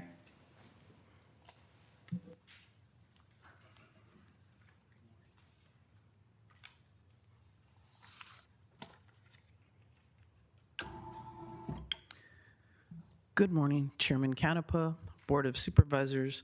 My name is Melanie Knott, and I'm a concerned citizen of San Joaquin County. In the Bible, it says, "The Lord, He has told you, old man, what is good. And what does the Lord require of you but to do justice and to love kindness and to walk humbly with your God?" Let's do justice in regards to our elections. We need fair, honest, and transparent elections. It's important to keep this topic before us. It simply cannot take a back seat. We don't have another major election until the year 2026, and we can't afford to wait until then. We must continue to actively engage to restore and secure election integrity in our county and the nation. It is a nonpartisan issue, and we need to come together, stand, and act to restore confidence in our elections. Recent polling had shown overwhelming bipartisan support for a voter ID initiative in California. I don't know if you recently know, but in Sacramento, they voted on it and it was voted down. And I just believe that there's information that we're missing. Before, I've spoken about how illegal immigrants were receiving voter IDs and social security numbers and illegally voting in our elections. Something has to be done. That's not right. It's against our citizens here in San Joaquin County. Lastly, there has been mention of the Make Elections Secure Act, which would implement 5 keys to secure elections: hand-marked and hand-counted paper ballots, voter ID and citizenship requirements, shortened early voting, limited mailed ballots, and paper elections in small precincts. In Psalm 33:12, "Blessed is the nation whose God is the Lord, and the people whom he hath chosen for his own inheritance."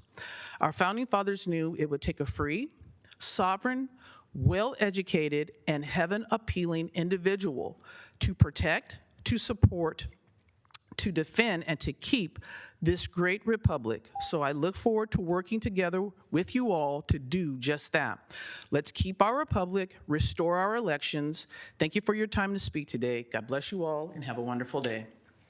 Thank you. Anybody else from the public would like to speak? Seeing none, we'll move on to consent items.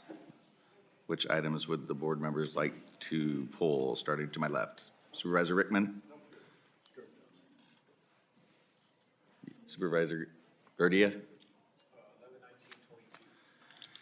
11, 19, and 22. Vice Chair? I had questions about 19 and 23, but they got answered. Okay, thank you. And Supervisor Ding?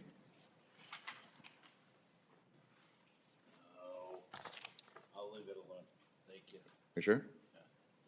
Okay. All right. First one would be number 11 for Supervisor Gardia.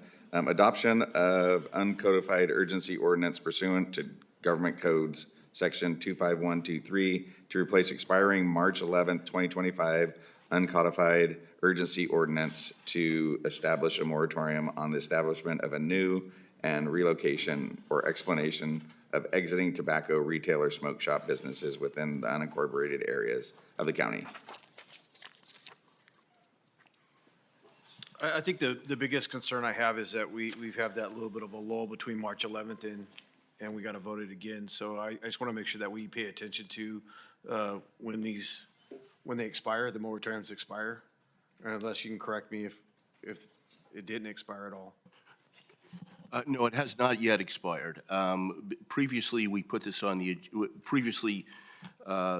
board passed a urgency ordinance which, using sort of a belt and suspenders approach, was reliant upon both a section which contemplates potentially changing the zoning laws, and that requires that the board renew that urgency ordinance within 45 days. That has not yet elapsed. Okay.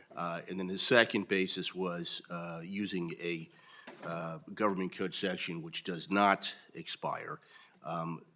In order to avoid having to come back repeatedly, this new urgency ordinance is relying just on the latter basis, and therefore it won't require renewal. And related to this is I have a smoke shop ordinance which is probably on a third draft at this point, and I'm hoping to bring that to the board on June 3rd. And that would be to replace this moratorium. So that's the expectation. I appreciate that. I feel much more comfortable with the idea that it didn't expire, that we're ahead of it, and it was more of an informational for me. Correct. No, it's still in effect. All right, thank you. Okay, perfect. Any other questions, comments? Open it up to the public. Would anybody from the public like to speak on this matter? Seeing none. Supervisor Garcia, are you good with it? Yeah. Okay. Moving on to number 19, purchasing. Approval of purchasing agent to enter into purchase order contracts for fiscal year 2025-26 with the listed professional service vendors totaling $135 million. You have the floor, sir. It's more for me as a question. I actually understand this consent item. It's more just to maybe educate some of the people out there that don't know how the process works. So just a little bit of information on this. Sounds good. Good morning, Chairman and members of the board. This is Concepcion Gallatin, Purchasing Director.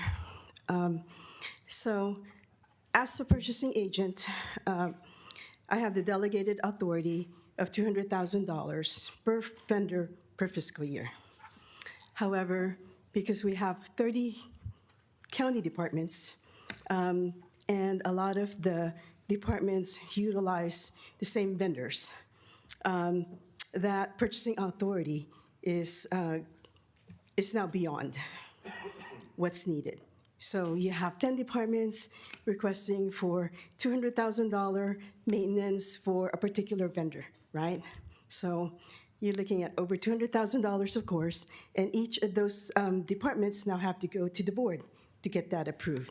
However, by combining all of them for the fiscal year 25-26, then we're able to get all the approvals and get the services taken care of within the county, while at the same time, the board knows what the potential spend could be.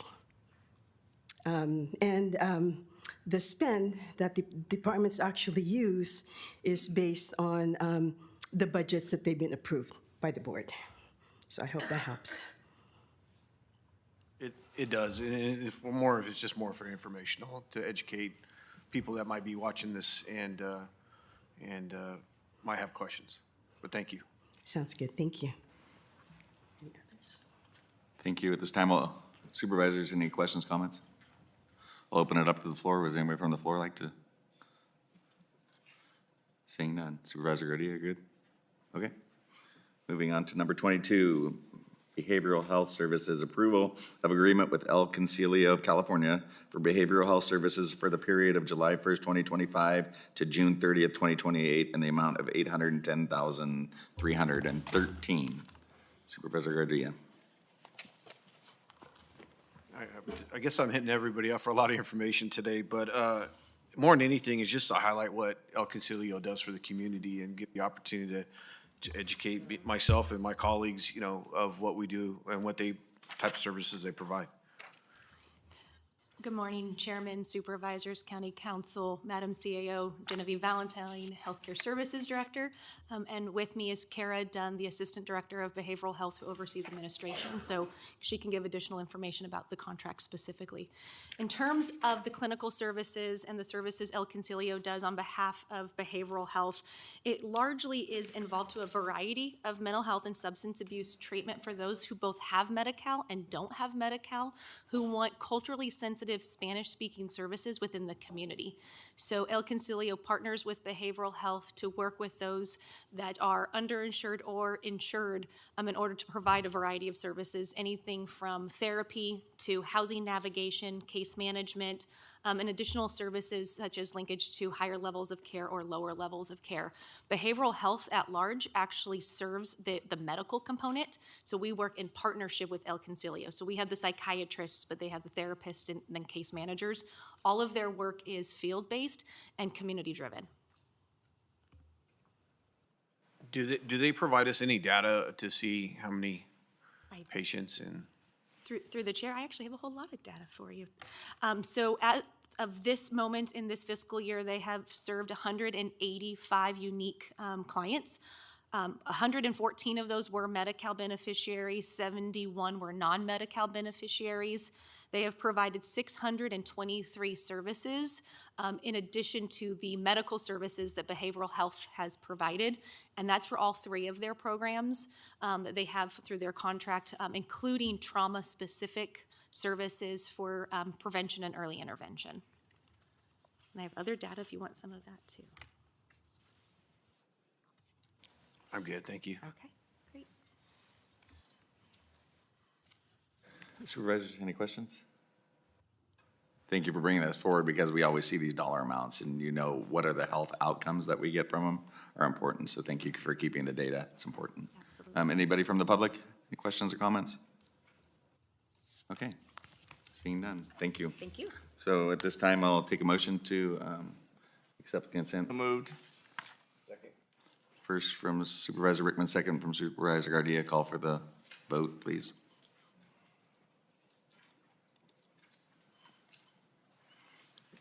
Consent passes 5-0. All righty.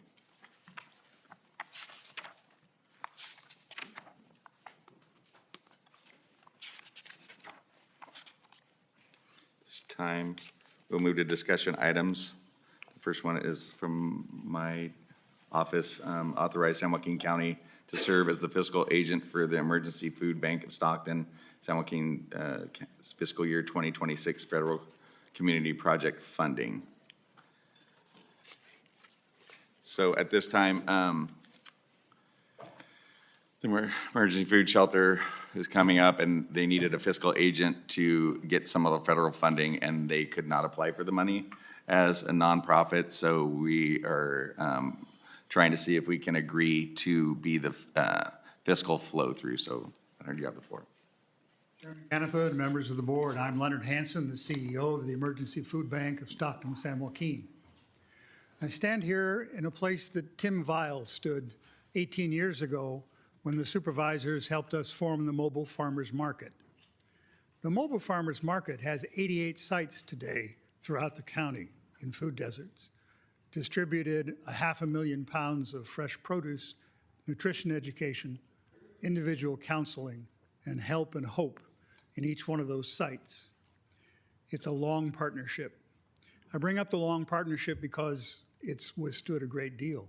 When I arrived in the middle of the pandemic, only 18 of those sites existed, and we had to rebuild it. Why did I bring that up? Because we have extended the reach of the Emergency Food Bank over the last 4 years.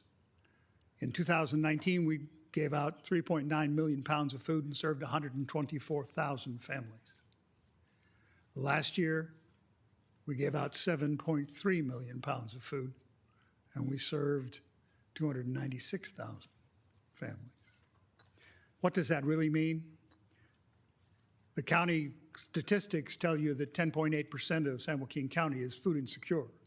That means that there are 83,320 people in this county who are wondering where the next meal comes from.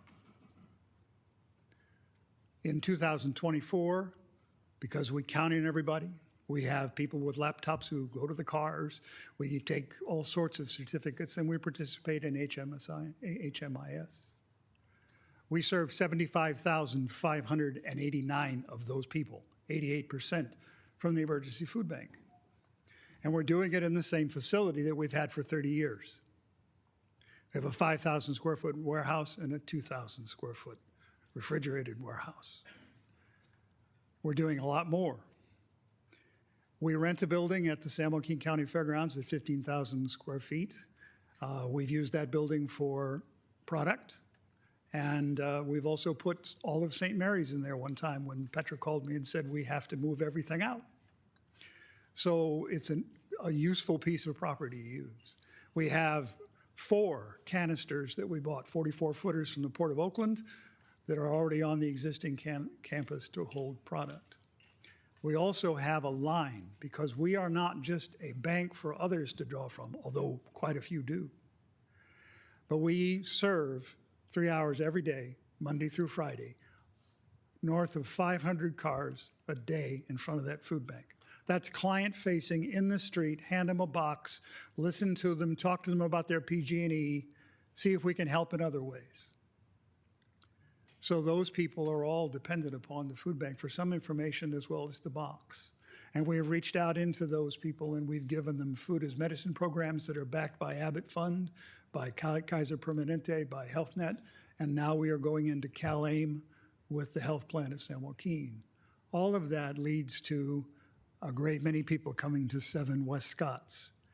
We have been able, through a grant, to purchase the property across the street, and we now own it. We would like to put a 15,500 square foot warehouse there, and we would like to bring our line on that lot so that they can drive around and pick up their groceries, and we can serve them better. We will keep the existing facility. I just finished the releasing of it. So there's much to do, but we ran into some problem with Congressman Harder's office. They were wonderful to get us on a agenda for a community project last year, and then the House ruled that nonprofits would not be able to apply. So we got everything in, and we didn't get the opportunity. They're giving us another opportunity, but they're asking that we have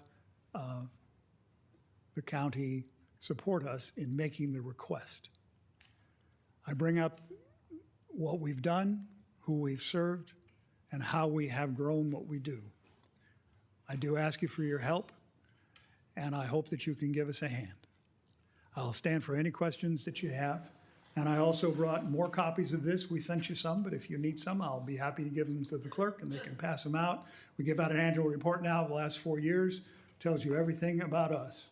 What it boils down to is 2 things. At the very end, it'll tell you that all those pounds and all those people turn out to be 5.52 million meals that were provided by our food bank last year. And I'll close with a small story. About 2 years ago, at the end of the day, when I was there by myself with one other employee, a woman walked in and she said, "Is it too late to donate groceries?" And I said, "Of course not." And I went and opened the warehouse and got the scales cleared away, and Maria and I emptied the car, and it was 250 pounds of newly purchased canned groceries from Food for Less. And while I was writing up the receipt and thanking the woman and walking her back out to her car, Maria said, "You need to come and sit here for a minute." And I came and sat in the driver's seat of the old Ford. And it was the woman's mother. And she handed me, she goes, "I do not have English," and handed me an envelope that's on my wall today. When I had nothing and I needed help, you were here. Now I can help. I give back. Thank you. Thank you for sharing that. I mean, if you go over there, and it's a great place, the work that you do is absolutely amazing. You're bursting at the seams. And one of the biggest things that I saw was not having a place for the trucks to unload, a loading dock. So that's why I brought this forward. They do amazing work for the community, and if you go over there and check it out, their board of directors is very strong, and they're very passionate individuals. So at this time, I'll bring it to the board. Supervisor Gardia. Yeah, as the president of Stockton Firefighters for many years, we enjoyed partnering with the food bank and helping out with different avenues of the turkey drives or actually relocating some of your trucks. Yes. I appreciate what you do, and you're vital to our community. But I just got one quick question. So what does it mean to serve as a fiscal agent for the? It means that you will make the request for the funding to the CPF. It's an earmark program through Congressman Josh Harder. And all of the work is done. We've put the entire packet together. It's approved from their office. But somebody other than a nonprofit has to ask. We would do the work, and we would support and be completely transparent and report on everything we've done. as we have on the mobile farmers market for 18 years. Thank you. Supervisor Rickman. Thank you, Chairman. I think Supervisor Garcia, I had the same question as you did. But my question is this part of our strategic plan? The reason being, why this is even before the board? Why can't the chairman just go ahead and ask for it if it's just a letter? There's more to it than that, correct? I mean. If I may, Yes, through the please. chair, and I haven't received all the details yet, but from what I understand, by being the fiscal agent, we would have to apply for this grant on behalf of the Emergency Food Bank. And what Mr. Hanson, I think, is explaining is they have the packet ready. They will prepare all the work. They'll give it to us, and we will submit it on behalf of them. And then probably on a quarterly basis, there's going to be some reporting and that sort of stuff. They will prepare the information, and someone from my office will have to take that on.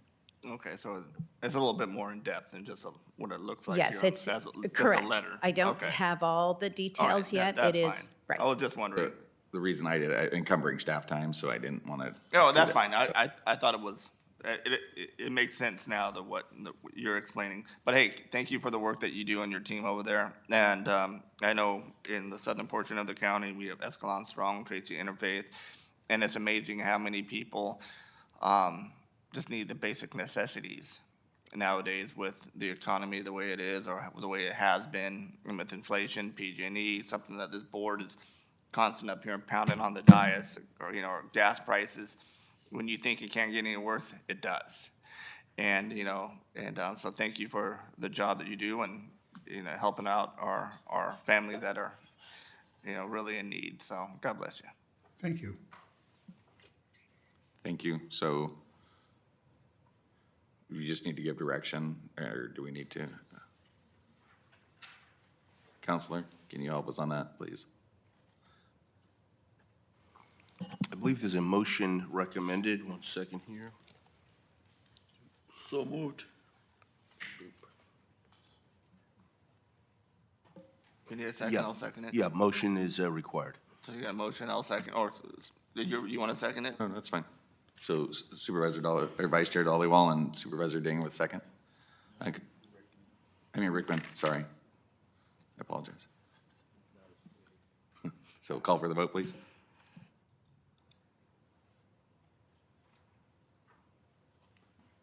Motion passes 5-0, so we're going to make the food bank even more great than it already is. So thank you for coming. Thank you on behalf of all 24 of us who work there. Thank you. Thank you.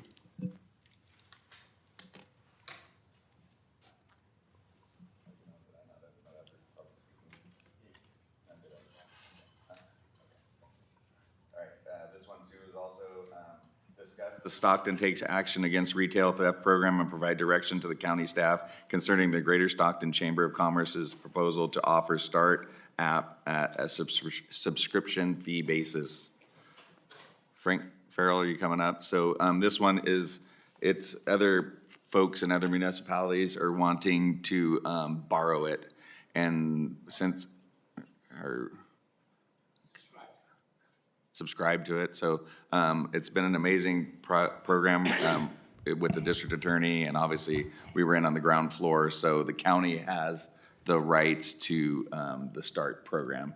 And so we're bringing it forward to figure out what we would like to do as a county, to figure out if there's any fees that they're going to be charging, how they would be split and how they would be shared, and how we could also share this program with other counties and municipalities throughout the state, which you won an award for, so kudos for that, and kudos for the great job that you've been doing on this. So I think we're kind of at a point now where other folks are wanting to do it, so it had to come back and ask you guys what you wanted to do. If you wanted to do it as, the majority of the money was ARPA money. I did some money to start the app for my discretionary funds at the beginning, so now it's coming back to what we want to do with what the county proprietarily does with the app and how we allow the San Joaquin Stockton Chamber of Commerce to use it to do further business in the state of California. So. Yeah, thank you very have the much, floor. Mr. Chair. Supervisors, thank you for the opportunity to come and talk about it. Yeah, it's been an excellent journey so far. We have other counties are looking at us, asking us what we're doing. If there's an opportunity to latch on to what we're doing, but obviously there's a lot of background things that are happening with it. So we put together an opportunity where we can, have other counties subscribe to it, being managed out of San Joaquin County or offices, wherever it is in the state of California. And we are just, before we get too far into the weeds, we want to be able to, get your permission to do it and figure out that mechanism, how to do it. So there's a couple of different ways we can do it.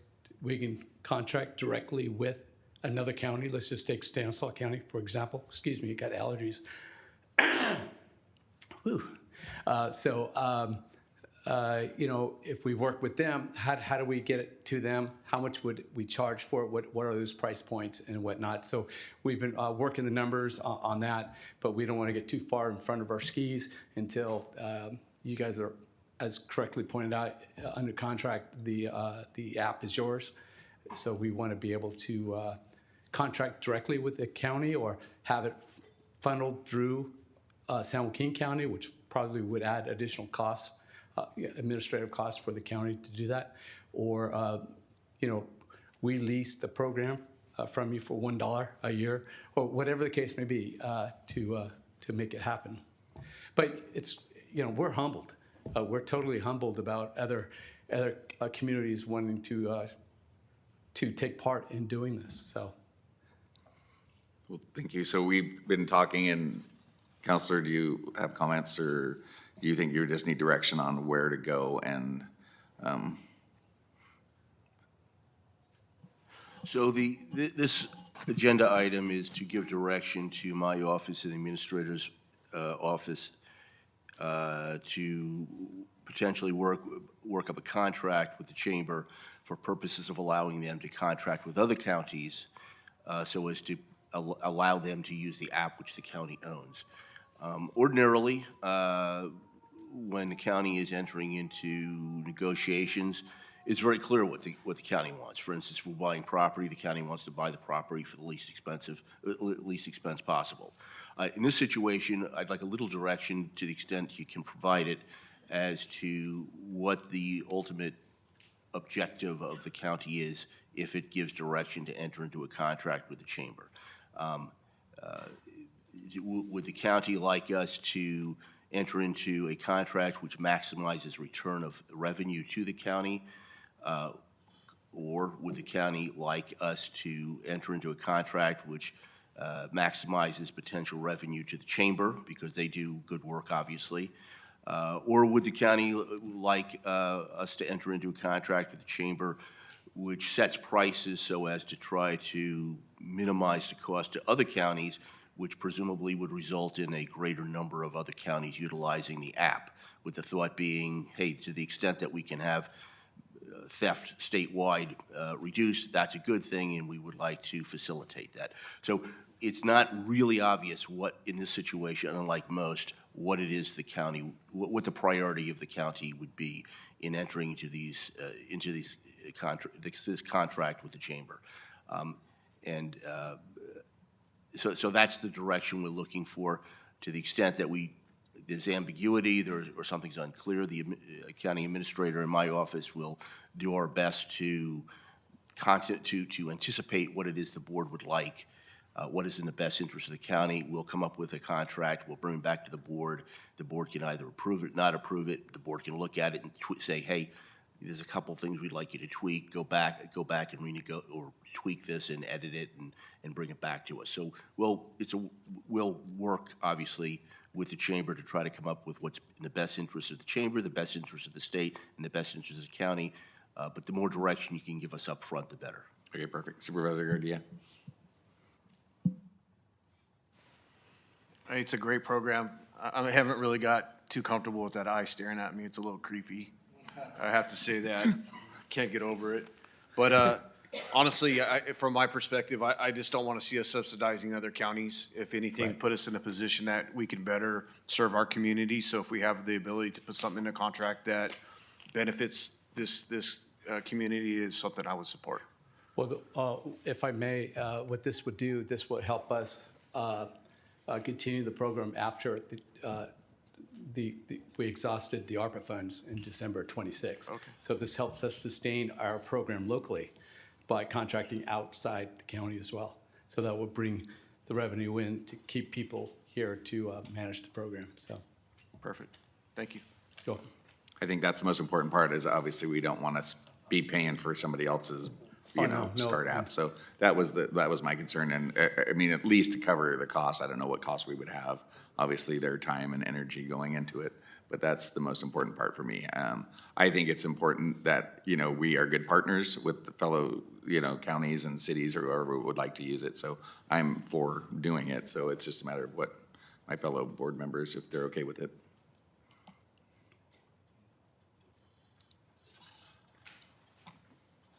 Chairman, my only thing is, as Supervisor Goodie, as long as we're not subsidizing anything. Okay. So allow them to go figure it out and then come back with us with some kind of agreement with the chamber, as long as we're not subsidizing somebody else's cost. Is that the direction we're giving? Is it votable? So It would be a motion to direct the county administrator's office and county council to work with the chamber and come up with a contract reflecting as best we can what we think the board wants, and we would bring that contract back. That would be the motion. So move a motion to move forward with negotiations with the STAR program, that program. second. Vice Chair Dollywall, call for the vote.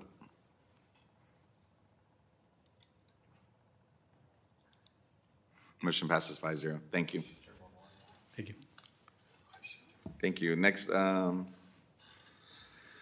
CAO's office approved the authorized and amendments for property tax allocation upon annexation between the County of San Joaquin and the City of Lathrop. Assistant County Administrator Brenda Kiley.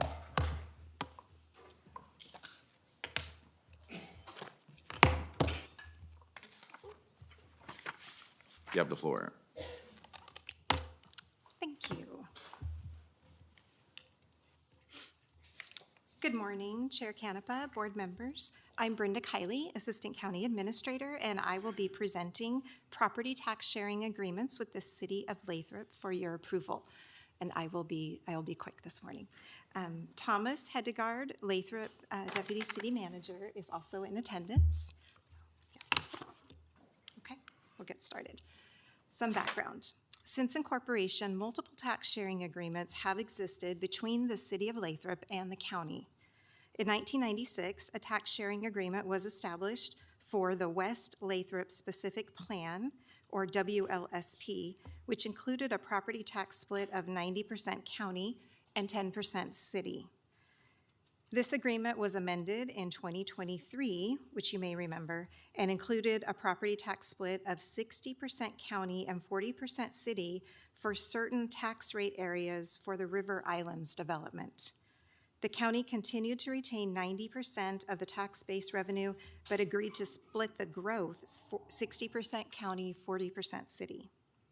In 2012, a master tax sharing agreement was established for almost all cities within the county for property that was not yet annexed, including Lathrop, which included a split of 80% county and 20% city. And this current agreement expires on July 31st of 2029. So in August of 2024, the county and the city met to discuss two other areas in Lathrop, which were the North Central Lathrop and the Sing areas. These areas are already incorporated but not yet developed, so they would fall under the previous 90-10 county-city split. The city provided a tax sharing analysis report prepared by NBS that supported a 60% county, 40% city split on the new development. The analysis considered the cost of the new services provided by the city and the corresponding revenue needed to provide those services. During that meeting, the city also requested to amend the 2023 WLSP agreement to include a tax rate area that was omitted unintentionally. Final analysis and negotiations occurred in February 2025, including discussions about the city's master property tax agreement. As a reminder, the master agreement includes a split of 80% county, 20% city for all areas that are not already annexed. We agreed to incorporate the 60% county, 40% city split for growth while retaining a 90% county, 10% split on the base allocations for future annexed properties. We also agreed to extend the term of the agreement for an additional 6 years through July 31st, 2035. So that gives us 10 years. The proposed tax split is supported by analysis by an independent consultant and consistent with recently negotiated agreements with other cities. As a result of our discussions, I'm presenting 5 agreements for your consideration. Tax allocation agreement for the North Central Lathrop area, which includes a 60% county, 40% split. Tax allocation agreement for the Sing area, which includes the 60% county, 40% city split. Amendment to the 2023 agreement to include tax rate area 007089. Amendment to master property tax agreement, which includes a 60% county, 40% city split on growth and extends the term through July 31st, 2035. And then finally, there's an amendment to the 1996 agreement that County Council recommended, just memorializing the separate agreements that we have. Chair Canepa, Supervisors, this concludes my presentation. The Lathrop Deputy City Manager and staff from the Auditor Controller's Office are also here and can assist with any questions you may have. Thank you. I just have one question. So the amended parcel, what was that? What was the part that didn't get for? The 007089. Yeah, was it like just, existing nine? Oh, It was in the group of tax rate areas that they had intended to include in that 2023 amendment, and it just was omitted unintentionally. and it's not developed yet then? Right, it is not developed. Okay, thank you. Supervisor Rickman. Thank you, Chairman. First of all, I'll give a shout out to Thomas over there. We worked together when I was, mayor of Tracy, right? And then he abandoned us and went to Lathrop. And so good to see you again. No, hey, he's a great guy. You know, Lathrop was very, very fortunate to have him. Now, this is just for residential. So what's the majority of it? Thomas, can you explain? Come on, Thomas, don't fail me. I give you all the props here. So it just comes on. Okay, perfect. It's just automatic. At the county level, it's automatic. The City of Lathrop, we're still a very manual process. So, yeah. So, good morning, Chair Canepa, Vice Chair Dollywall, members of the board. I'm Thomas Hedegaard, Deputy City Manager with the City of Lathrop. So this will actually, it's not only residential, that the Sing project is a commercial project, and then any project that's north of the high school is also slotted to be a commercial project. So it's while there is some residential in these agreements, there's also commercial areas in those agreements as well. Okay. No, hey, I support it. I know when I was mayor at the time, we pushed for the tax sharing agreement to be changed. In reality, I look at the fairness side of it. We have one of the worst tax sharing agreements in the state of California. And, we did a study with a bunch of different cities, and we tried to push to change it at the time, and the county wouldn't play ball. It's a different county now in the last, 5 years. And at least my rationale for that is, and that's why I asked, for development doesn't pay for itself. And, the infrastructure that the cities have to go through, the streets that we all complain about, right, and then economic growth, I think this will, help out the cities be less dependent on the county for a lot of different types of funding. But, growth occurs in the cities itself. And if you look at some of the major economic hubs, it's in our cities. So more money that could assist our cities to increase economic development, which will in the long term help increase the our pocketbook here in the county also. So, hey, I'm all for it. I'm glad to see it. This, previous board and this board pushing this property tax sharing agreement, so. And when you told me earlier you want to work for the county, you said you're tired of Steve over there and you want to come over here? Is that true? The conversation did not happen. I know Steve is watching their city manager, so I have to give him a bad time. But again, I'm all for it. Nothing like being shamed in public, right? Thanks again. He's got a family to feed, right?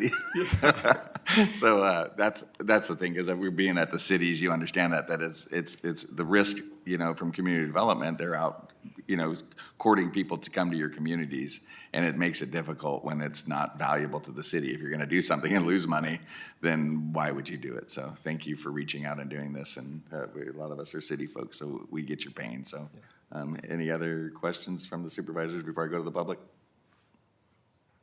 No? This time I'll open it up to the public to talk about the tax sharing agreement proposal for the city of Lathrop. Okay, back to the board. Can I get a motion in a second, please, if we're willing to do this? Lathrop, Mayor? I'll second. Vice Chair Dollywall and Supervisor Rickman for the second. Call for the vote, please. You can hold your head held high now and go back to Lathrop with the 60-40 split, so thank you so much. And grab an application outside when you leave. Thank you. Perfect, thank you. All right, number 4 is authorize appointment of retired San Joaquin County Employees Retirement Association Board Secretary Elena Peterson on a limited part-time basis. And SJ Sarah, Assistant CEO Brian McKelvey, you have the floor. I hope I didn't mess your name up. Much better than most. Thank you, sir. You have the floor. Good morning, Chair Canepa, Vice Chair Dollywall, and Board of Supervisors. My name is Brian McKelvey. I am the Assistant CEO of San Joaquin County Employees Retirement Association. We are here, I'm here today with our General Counsel, Aaron Zaheen, and we are here to ask for the board's approval to hire Elena Peterson. Elena Peterson was a full-time employee at SJ Sarah. She just recently retired, and we want to bring her back as a part-time employee for a period of no less than 6 months. For us to do that, we need 2 things from the board that are stated in our memo, which is we need the board to certify that this board secretary position is critically needed based on the nature and the duties of the position. And we also ask for you to authorize SJ Sarah to hire this staff member because of the legally mandated 180-day waiting period that is normally required bringing a full-time member back to employment. We believe that this will only cost approximately $16,500, for which we already have a surplus budget in salaries and benefits. With that, that concludes my prepared remarks, and we'd be happy to answer any questions that you may have. Questions from the board? So basically, the two things are just approving that 180-day waiver? That's correct. Okay. Any other questions from the board? Any questions from the public at this time? All right, call for the motion to approve this. Second. Supervisor Gardia, second by Vice Chair Dollywall. Call for the vote, please. You have your part-timer. Thank you. Thank you so much. All right, moving right along. Number 5, approval of updated co-applicant agreement between the County of San Joaquin and the San Joaquin County Clinics. Assistant County Administrator Brandy Hopkins, you have the floor.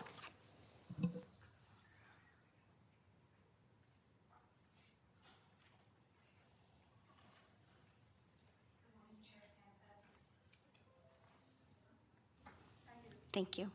Good morning, Chair Canepa, board members, CAO Regalo, and County Council Kiernan. I'm here this morning to discuss the approval of the updated co-applicant agreement between the County of San Joaquin and the San Joaquin County Clinics, otherwise known as SJCC, a 501c3 corporation.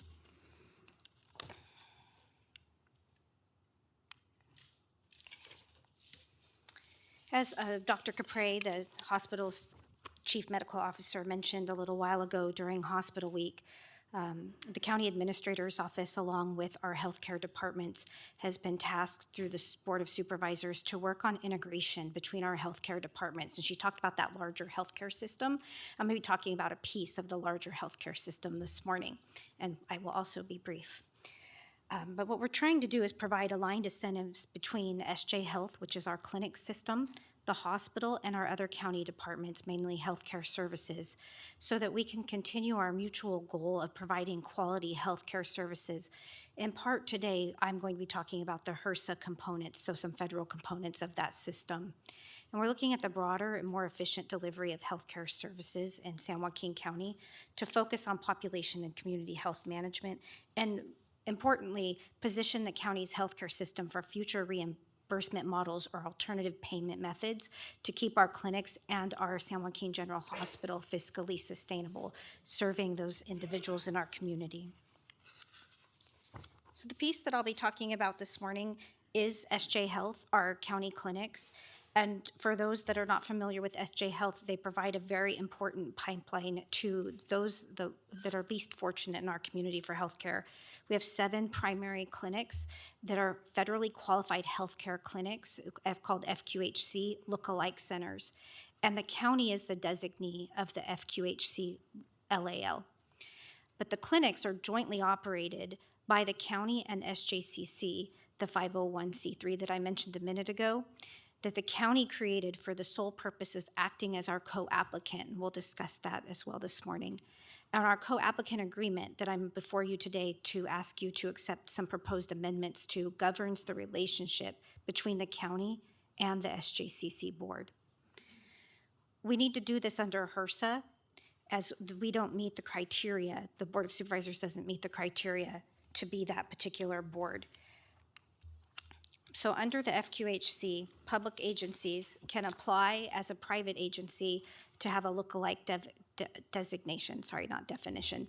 But it must satisfy that we meet all of the HRSA requirements, and having a board of directors is one of those requirements. And as I mentioned a minute ago, the governing body, our governing body, the Board of Supervisors, doesn't meet the criteria to act as that governing board, in part because under HRSA, the board of directors needs to be between 9 and 25 board members, and half, at least 51% of those members, need to qualify as patients or consumers of the healthcare system.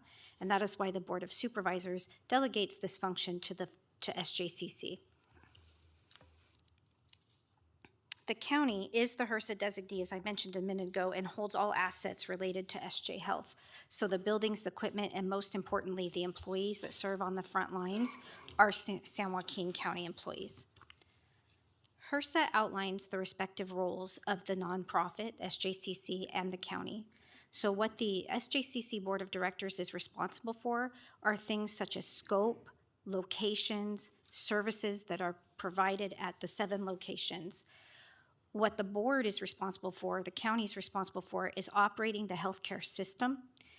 Then it has to be a comprehensive primary and preventative healthcare system that's serving the medically underserved. And we operate this at a minimum. It also must have a project director that I will talk about in a minute ago that is a county employee who carries out the independent day-to-day oversight of the healthcare centers. And the public entity shall retain oversight of general personnel, financial management, accounting, policy setting, and other functions. This is important because the proposed amendments before you are to help the co-applicant agreement be in alignment with our county policies, as there's been some lack of alignment since the 2021 amendments. So as I mentioned, HRSA recognizes public agencies, and they also recognize that as a public agency, we still must comply with federal, state, and other local laws that apply to our public sector entity that may not apply to other non-public sector FQHCs. They acknowledge this when they talk about the public agency establishing and retaining the authority to adopt and approve policies that support financial management, accounting, and personnel systems, as I mentioned. And I mentioned that there's a lack of alignment with the current co-applicant agreement that was approved by this board in 2021 based on some misunderstandings of how we thought the nonprofit could operate as a separate entity. So the structural recommendations before the Board of Supervisors today is to organize SJ Health under Healthcare Services, and this is to assist SJ Health to have a larger agency to operate under, so that if there are questions or concerns, they have the backup and scope of Ms. Valentine, Director Valentine, to assist them.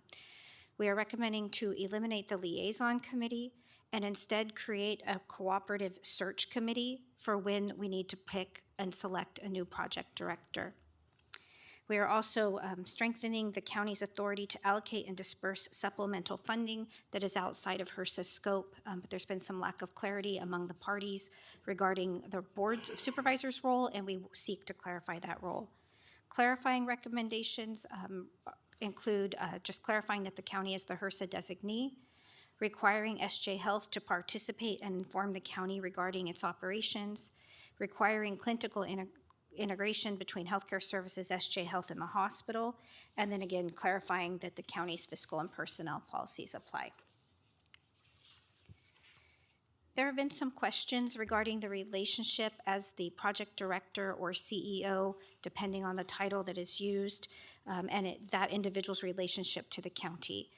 So the individual must be employed by the HRSA designee, which is the county, reports to the health center's governing board. So there's a dual reporting relationship for the project director. The individual has a relationship to the county and a relationship to the governing board, the board of directors for SJCC, who holds the authority to hire and terminate the project director under county policies.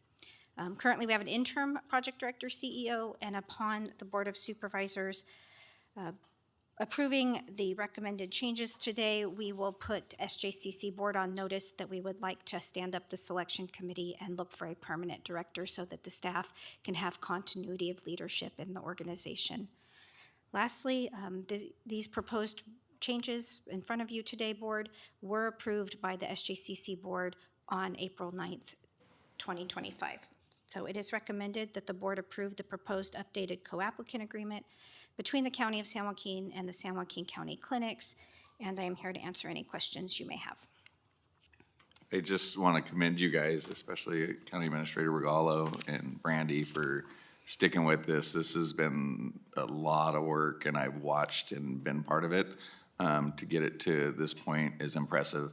It was just hard because, you know, when you have something like this, and then we had directors over departments, and there was a sticking point of how much do you pay for that position, and you know, whether they were going outside county hiring policies, and there was just it had been kind of I don't know how, just to put it politely, a little unattended for a while, and I think this is bringing it back in. So thank you for what you guys have done in doing it. I mean, the countless hours, and I've known because we've been on the interview panel and we didn't hire anybody, and went and did site visits, and it's been a lot of work, and I want to thank you too for getting this to the finish line. At this time, any questions or comments from the board?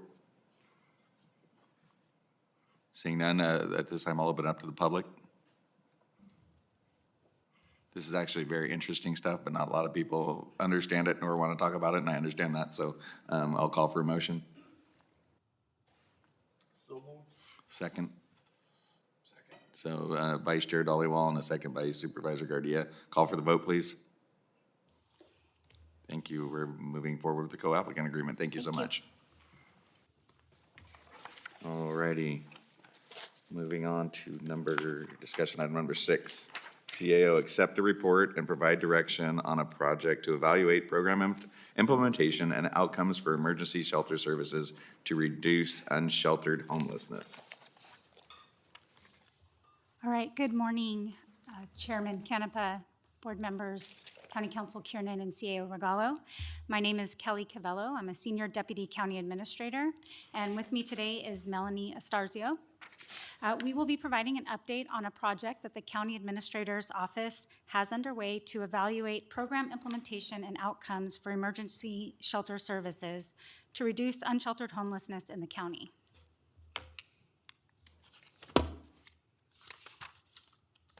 Over the past several years, the county has experienced a significant increase in the number of persons experiencing homelessness, while at the same time administering tens of millions of federal, state, and local funds to address homelessness.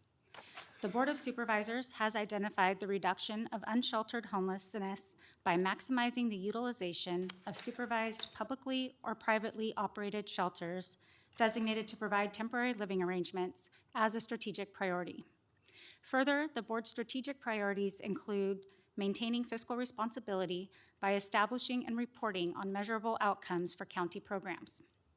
With this project, we hope to address both strategic priorities by evaluating a small segment of the overall homeless system of care. The scope of work for this project is to evaluate how well emergency sheltering services are being implemented throughout the county and how effective emergency shelters are at reducing unsheltered homelessness by moving individuals into housing or another positive destination such as with family. One deliverable of this project is the development of a homeless service strategy evaluation tool that can be used to assess emergency shelter services as being done with this project, as well as additional service strategies being implemented to support homeless individuals. The county has contracted with Ms. Estarzio, an independent consultant, to complete this project. Ms. Estarzio has a Master's of Public Health and Epidemiology and over 20 years' experience in applied social, public health, and health services research. As an epidemiologist at the county and state departments of health, Ms. Estarzio conducted analysis and surveillance activities using a wide variety of large-scale secondary data sets, including vital records data, census data, and state health surveys.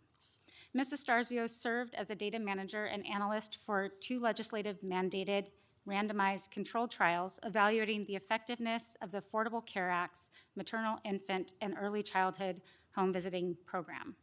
She collectively managed over 175,000 logs of service delivery and implementation system activity data across disparate systems.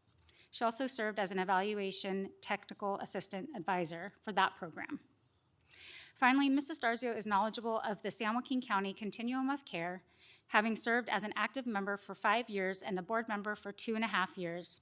She was also employed by the City of Stockton as their Homeless Strategic Initiatives Manager, offering additional insights into the local homeless system of care and homelessness grants management, service delivery, and performance management. So at this time, I will turn the presentation over to Ms. Estarzio to provide an overview of the project. Thank you. Good morning, Chair Canepa, Vice Chair Dhaliwal, and Board of Supervisors. Thanks for having me. I'll jump right in. So why do we engage in this effort? There's a number of reasons. Like elsewhere, homelessness is increasing in San Joaquin County. The 2024 PIC count saw a 104% increase in homelessness overall, with over 4,700 persons counted as experiencing homelessness in 2024, up from around 2,300 in 2022. While 2024 saw a revised methodology in the point-in-time count, we have HMIS services data that reveal that nearly 12,000 individuals accessed homeless services in San Joaquin County during the 15-month period from April 2021 and June 2022.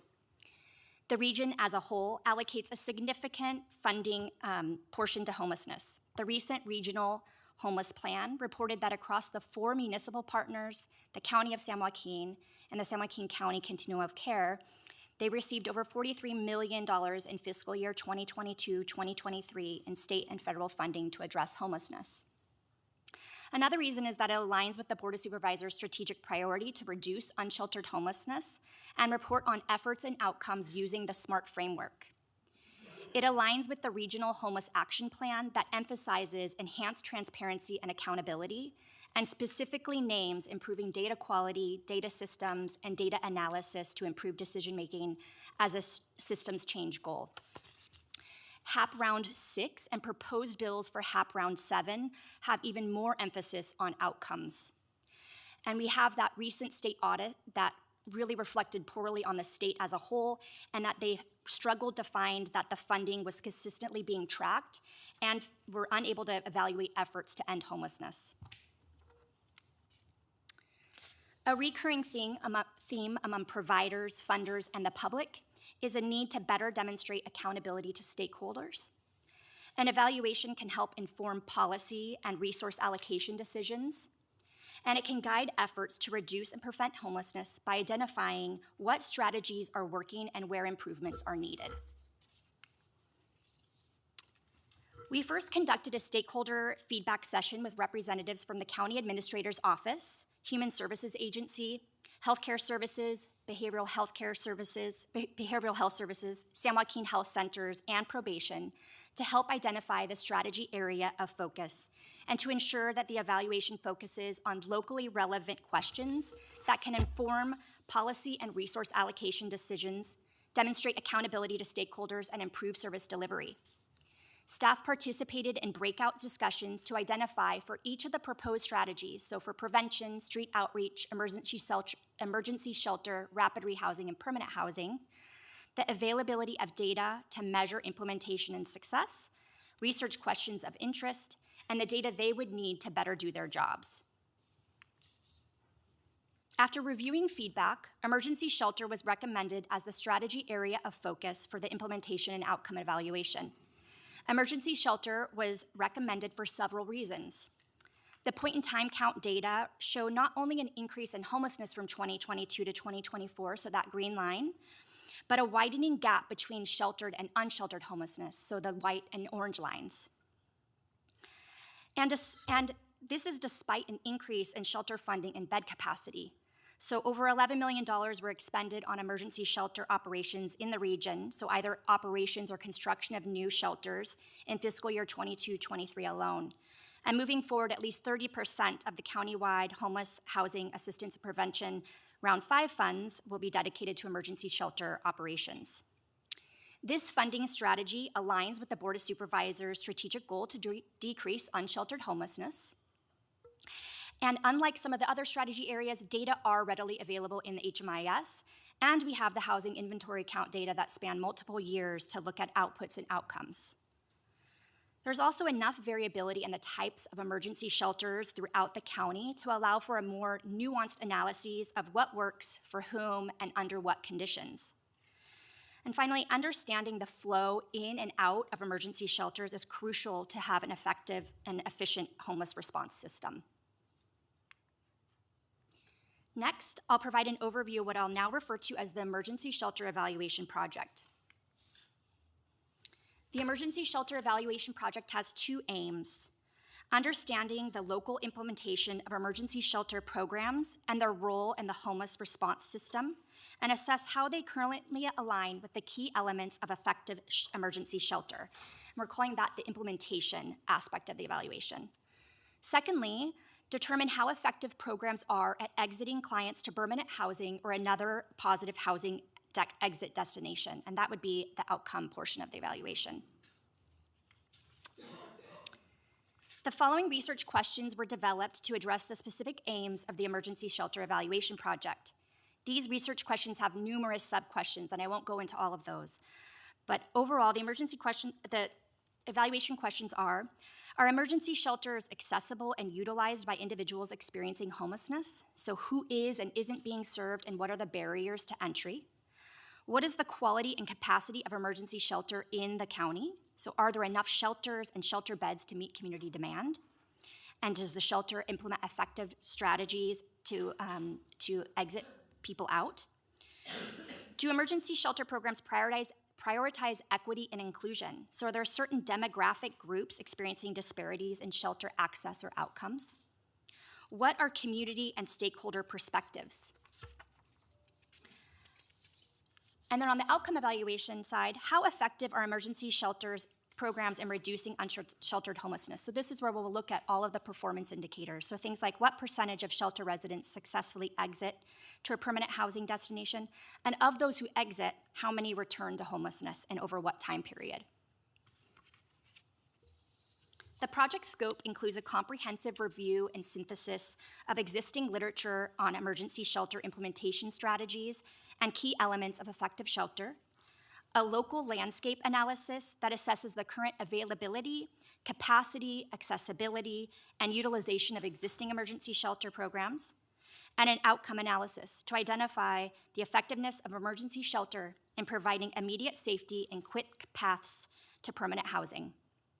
The evaluation will utilize a mixed methods approach, integrating qualitative and quantitative data, including local data analysis of de-identified client-level HMIS data, surveys and interviews of emergency shelter programs, programmatic data, funding data, cost data where that's available, and interviews and/or focus groups with persons with lived experience of homelessness and homeless service partners and providers.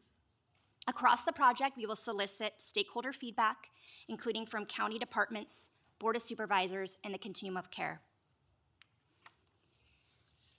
This is an ambitious timeline, but we've just reached a major project milestone and first receiving approval of our HMIS data request through the HMIS Data Committee, and then receiving continuum of care board approval of the HMIS data request and execution of a data sharing agreement at a special meeting on April 17th. After receiving any input from the Board of Supervisors today on the proposed strategy and project, we can then move forward with the landscape analysis and data collection. The project deliverables include an evaluation report and a scorecard or tool that the county can use to assess the impact of their programs, identify areas for improvement, and make data-driven adjustments to better serve individuals experiencing homelessness. This effort will ultimately enhance the county's homelessness performance monitoring and evaluation efforts and can provide a framework to evaluate other strategies moving forward. The project, including deliverables, will be completed by the end of 2025. Now open for questions. Thank you for your presentation. This is a step in the right direction because we've been trying, and I mean, we know we're giving the cities tons of money to do the homeless outreach. Obviously, the question about El Concilio came up. How are we doing it? Are we doing a good job? Pit count, beds, available beds, HMIS, and asking all those questions. The thing is it's hard because a lot of people don't want to go into congregate housing. So what are the options? And a bunch of those are coming on this year. So it'll be interesting to get the data and hold these folks accountable to do the best job that they can in the community. So at this time, Supervisor Gardia. Is this the first time the county has invested in a study like this? To my knowledge, it is the first time, yes. Through the chair, if I could just add, yes, I would say this, to work with the consultant and to try and look at the data, I would say, yes, we have in the last couple of years working with staff, we've asked the departments to let us know what all their funding has gone for, as far as getting the amounts out there for homelessness, but taking a deep dive and working with stakeholders, yeah, this is the first time. Thank you. Supervisor Rickman. Thank you, Chairman. Thank you both for being here. Thank you for the study. I know I've been very outspoken on this, and I think this is a great start, dealing with the shelters and so on. I'm very critical of the state, as, I should be. But one thing I have to give it up for the state is when they did that audit, and they showed the waste of our taxpayer dollars. I mean, in fact, I just read a article, was it yesterday or the day before, that the FBI and IRS are now investigating the $24 billion missing from the California homeless funding. And that's, of course, that's all our money, the taxpayer dollars. And if you look at the county itself, and out of our budget, what we spent over the years, that's tens of millions of dollars. You add state and federal funding that goes through the county out to wherever it may go, that's hundreds of millions of dollars that we have spent. And you mentioned it before, we spent tens of millions, hundreds of millions of dollars, and yet our homeless population increases, as you mentioned, 104%. Something's not working. And we can't, throwing money at an issue isn't fixing it. So, we have to look at the outcomes and how effective is this money. If we're giving folks money to help reduce the population, give them housing, and they're not doing it, then we pull that funding. I mean, we have to start holding people and organizations and ourselves accountable for the use of taxpayer dollars. So, in short, I'm glad to see this. It's a long time coming, but again, this is just the start. Starting this one, and I want to see it expand I want to see where every dime of our money is being spent, our money, meaning tax dollars being spent, and the effectiveness of this money spent, so we can deal with it as a board. So thank you both very much. Yeah, I also want to commend the staff. Getting the input from all the different departments is huge, because a lot of us, it was kind of siloed out and everyone's doing their own thing. But I mean, all the communities are doing great work, but it's not cheap, and we always don't check on the outcomes of, like, are these folks getting the help that they need? Where are they at? Where are the beds? And we give money to folks, and I know it's hard because they need staff to be able to report this, but I also think it's important that they do report it, because we are spending money, and we need to know where the beds are at, and if there are folks that can go to a shelter and get the help and the benefits that they need. So this is a step in the right direction. Obviously, we've done SJ Cares and moved the continuum of care. And so I think we're trying to get all the pieces to align, and I think this is a piece of the puzzle that's needs to be looked at, and make sure that people are accountable and at least know where the beds are, where we're spending our money, and whether or not it's effective. So I'm in support of this also. So supervisors, any more questions, comments? At this time, I'll open it up to the public. If there's anyone, Vice Chair Dhaliwal. I believe this is a step in the right direction. We need to find out, what's working, what's not. Like Supervisor Rickman said, we are spending a lot of money, but the numbers keep going up. Melanie, have you done this kind of study for other counties, cities? In terms of homelessness? Yes. No. So this Aspects of this, so in some of our prior round HAP applications, we did collect focus group data. So I have done focus groups several years ago at some of our shelters and did collect some information around barriers to entry, what are the barriers to receiving permanent housing. So we've done some qualitative aspects, but this will be the first time getting access to HMIS data to do a dive into the actual quantitative data. Are there any success stories that you are aware of that you can share? Because the numbers vary. Some counties have more, some less. Some cities have more, some less. So we need to kind of figure out what's working, what's not working. Are you aware of any?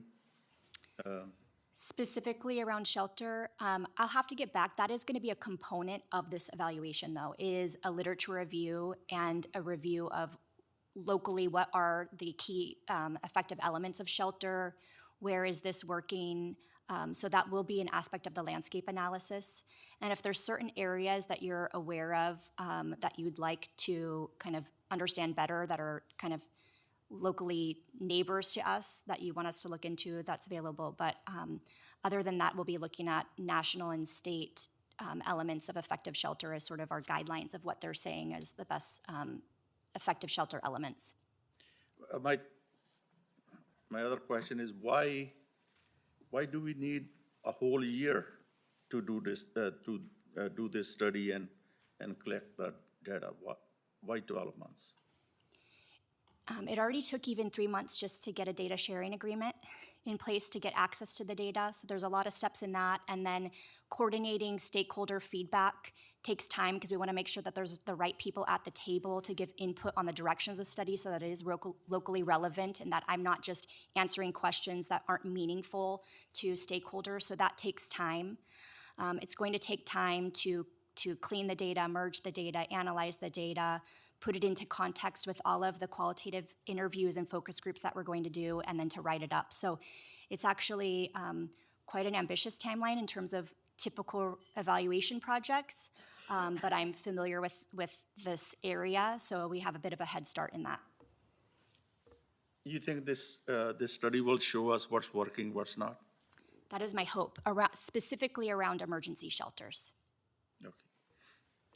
So one of the other problems, and then I'll go to Supervisor Garcia, was, do we need someone, a director of homelessness in the county, somebody that's leading the charge? The other one that's important, and I saw that in there, is getting actual people with lived experience to be surveyed. The people that are actually on the streets that are homeless or, out of, housing that can't afford it for some reason, and I think that's another part that sometimes we overlook. We all get together, and people that have not ever been homeless are on these committees making decisions, and I think it's important that we get those people's input. Supervisor Garcia? I just think it's important that we get like communities to make sure that the data matches to our socioeconomic comparisons when it comes to this area. I hope that's what's going to be focused on. And then also to getting the input from the nonprofits, because they are a key partner in what we're trying to accomplish. Perfect. Any questions from the public? Okay. Seeing none, the recommendation is accept a report and provide direction on a project to evaluate program implementation and outcomes for emergency shelter services to reduce unsheltered homelessness. Do I have a first and a Supervisor Garcia and Vice Chair Dollywall, second? Call for the vote. Thank you very much. Thank you. Okay, at this time, we are going to recess and come back for the remainder. We have a 1:30 for the DA and Public Defender, and then we'll finish the remainder of the discussion items. So at this time, we'll adjourn to closed session.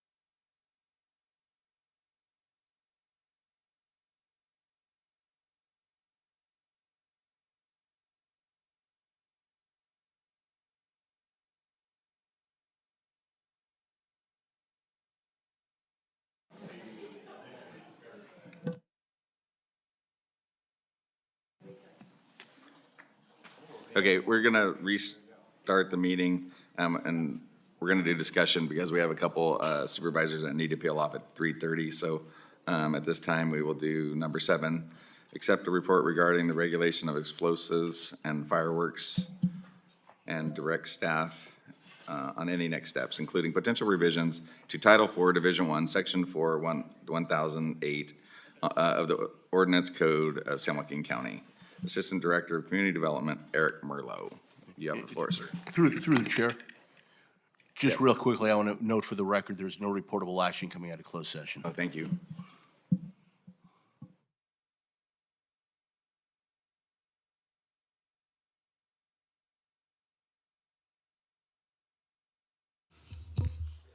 Good. Good afternoon, Chair Canepa, members of the board, Ms. Regalo, Mr. Kiernan. As was said, I'm Eric Merlot with Community Development. This is Steve Butler, the Community Development's Deputy Fire Warden who manages our Fire Prevention Bureau.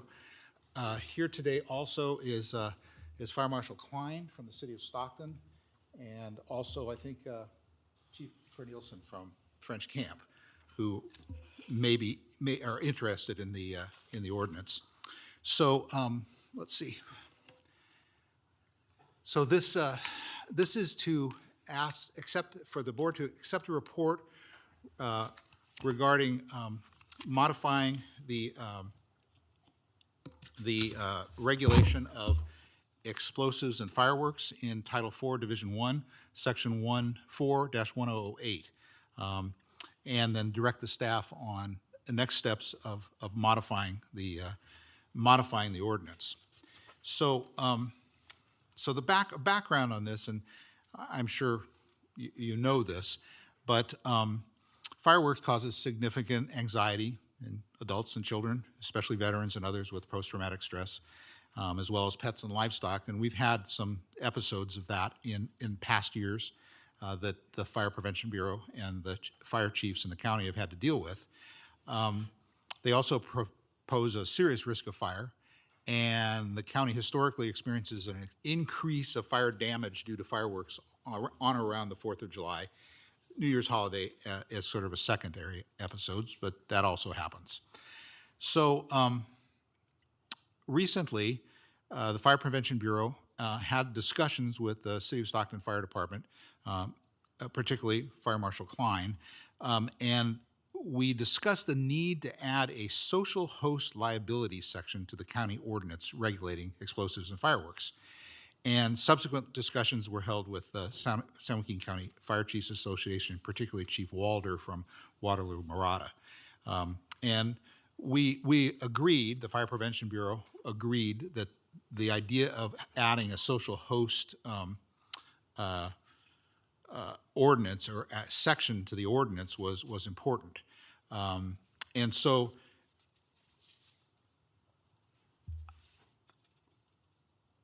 if you move to the next slide, can we move to the next slide? Let's see, the next slide after that, actually. Oh, I can advance it myself? Yeah. Okay. Yeah. Okay, so at the bottom of this slide, we define social host, and it will be defined in the ordinance that we propose. It means a person who either oversees a property, including but not limited to an owner, tenant, landlord, or property manager. And also organizes, supervises, officiates at, conducts, controls, or is otherwise in charge of the activity on a property. And so with regard to fireworks, this would be anybody who expands the responsibility for someone who violates the fireworks ordinance rather just than the person who happens to be on the property at the time. So it increases the number of people and the definition of people who violate these ordinances to include these other situations. If I can go back this way. So our current fireworks ordinance, which dates back to the I think it's 2016 was the last time it was modified with regards to fireworks and explosives. It currently prohibits all fireworks within the county except for public displays of fireworks with an approved permit, and due to the extreme fire hazard that they represent. This prohibition, however, is kind of difficult to enforce due to the geographic size of the county and the county pockets within the cities, of which there are a lot, particularly in the city of Stockton, but also Manteca and to a lesser extent in Tracy. And also the fact that 6 of the 8 counties, with the exception of Mountain House and Manteca, which do not permit fireworks, but 6 of the 8 cities within the county allow safe and sane use of safe and sound fireworks. The lack of enforcement tools provided by the current ordinance to the Fire Prevention Bureau and the fire chiefs is notable, and it's an issue, as some of the chiefs, like Chief Cornelison and Fire Marshal Klein, have brought up to us. So there's a need for deterrence and enforcement tools with which emergency responders can hold fireworks violators accountable for the unlawful use of the fireworks. Moving forward, our proposed solution is to modify the ordinance to increase fines for fireworks violations. Currently, they are considered to be misdemeanors, though at the discretion of the district attorney, they can be determined as infractions. And our current fines are fairly low, like $100 for the first offense, $200 and $300 for subsequent offenses as the number goes up. So we expect to, we would propose that we increase those to $1,000, $2,000, and $3,000. So they really have some teeth as violations.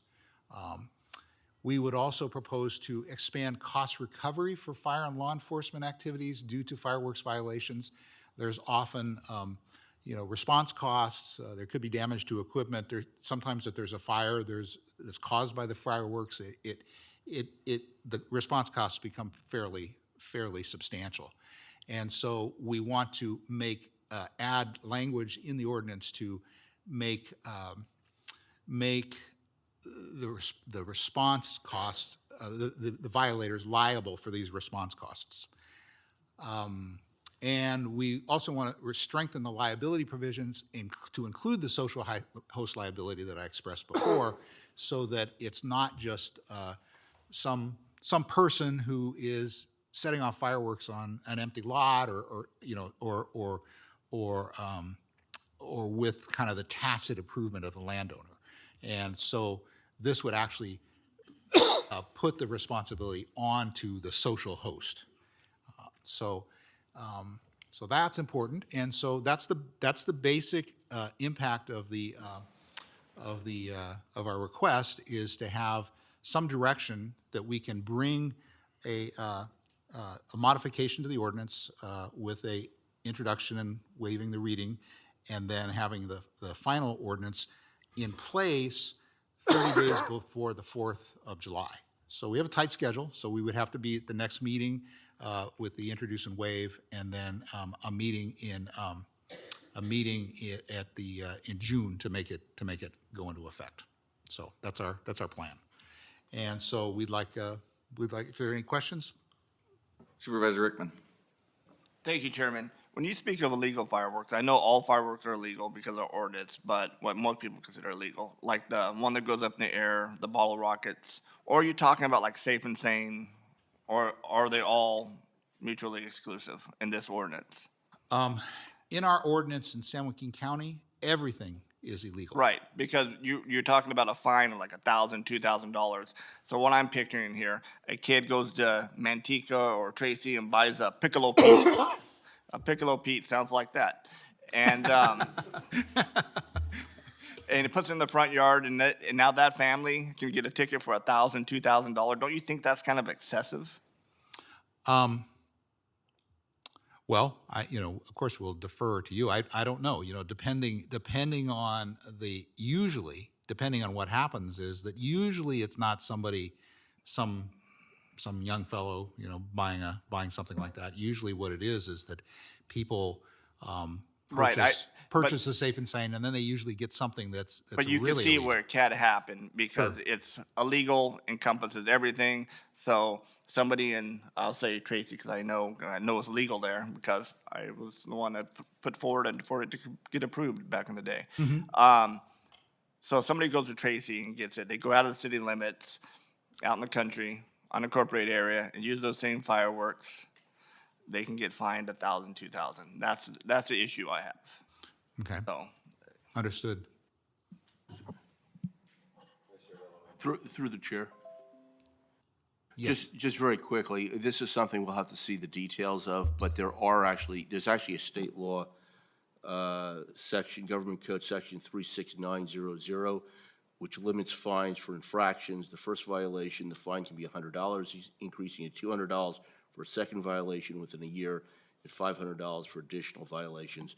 So I'll have to see the details, but there may be limitations on our ability, to the extent that these are infractions versus misdemeanors, to impose the fines that are being contemplated. I'm not saying we can't do it, but it needs to be looked into.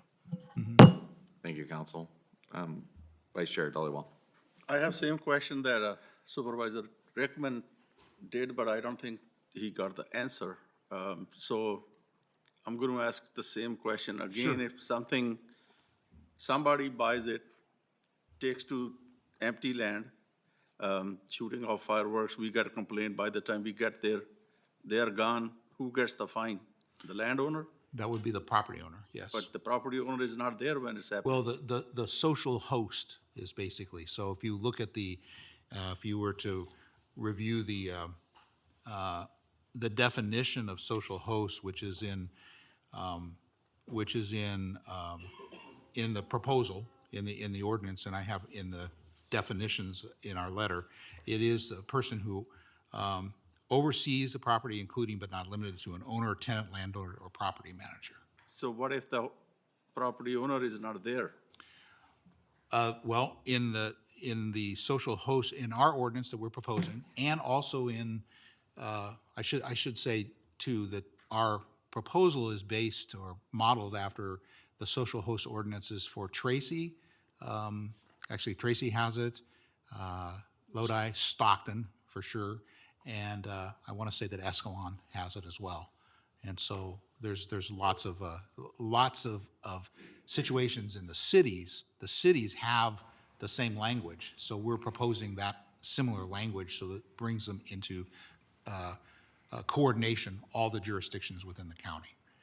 And that's one of the reasons that the city of Stockton Fire Department brought this to our attention, because of the pockets and how difficult it was to enforce two different sets of fines and so forth when a piece of property could be right across the street and it'd be in the city versus the county, and the fireworks are going on in both places.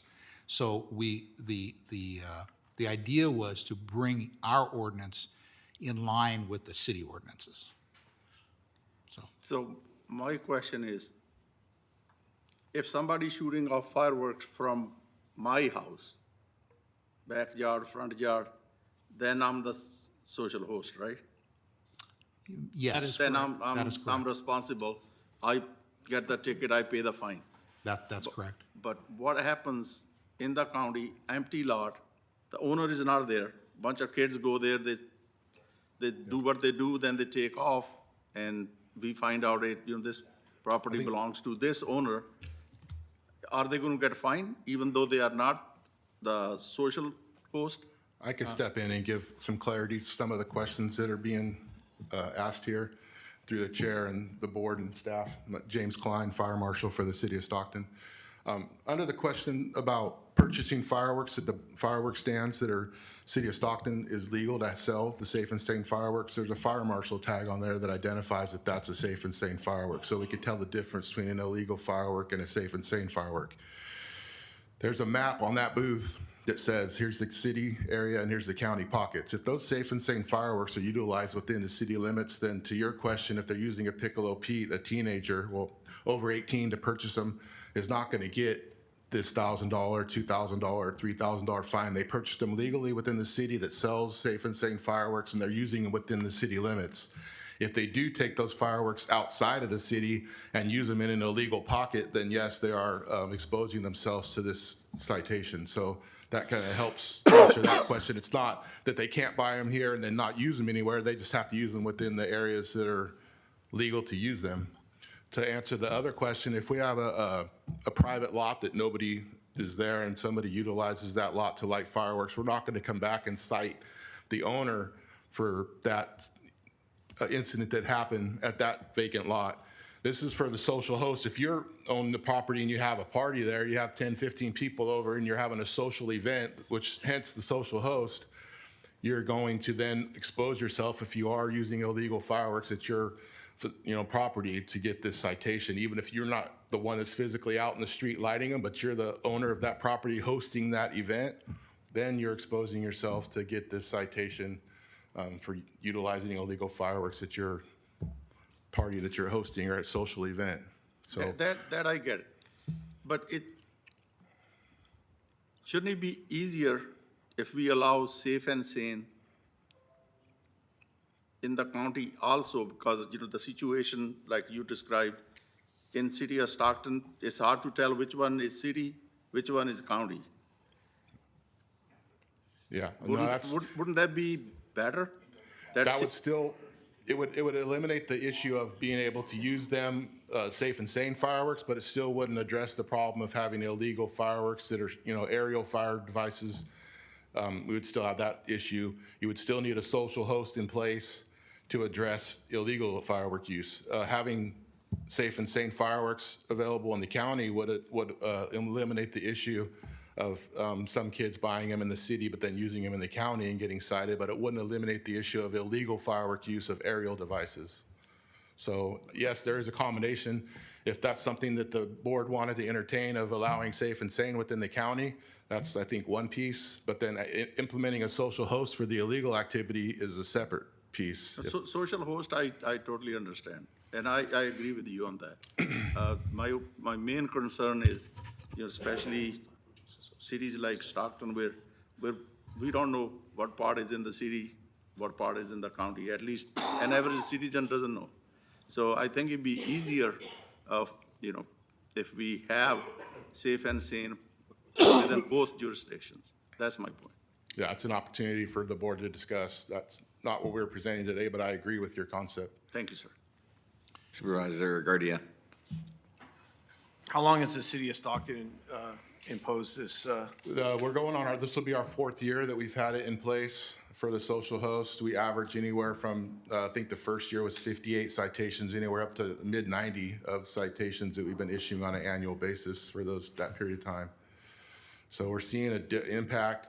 I think some of the, call them bad actors, are figuring out that I'm not in a city pocket. I can move to the county pocket and not get citations. So I'm in support of having a unified front with the social host in the county pocket so that we can enforce it at a global level. Yeah, I just think from my perspective, it's something that we're not reinventing the wheel. It's been very proactive on combating illegal fireworks over the last 3 years. Working as a Stockton firefighter, we've always had to upstaff for 4th of July because of all the extra fires. So I actually think this would be beneficial to the county if we were to support this. And to Gardia's point, I got it from Sacramento and other areas have used it. It's not a new item. We're just starting to implement it here. So I agree with the comment. Thank you, Supervisor Ding. Yeah, it's got to be uniform. I mean, you're in Paul's district, you stand in the middle of the street in Lincoln or Ben Holt, are you in the city or the county, or, it takes a step one way or another. And then we got to use a little bit of common sense here.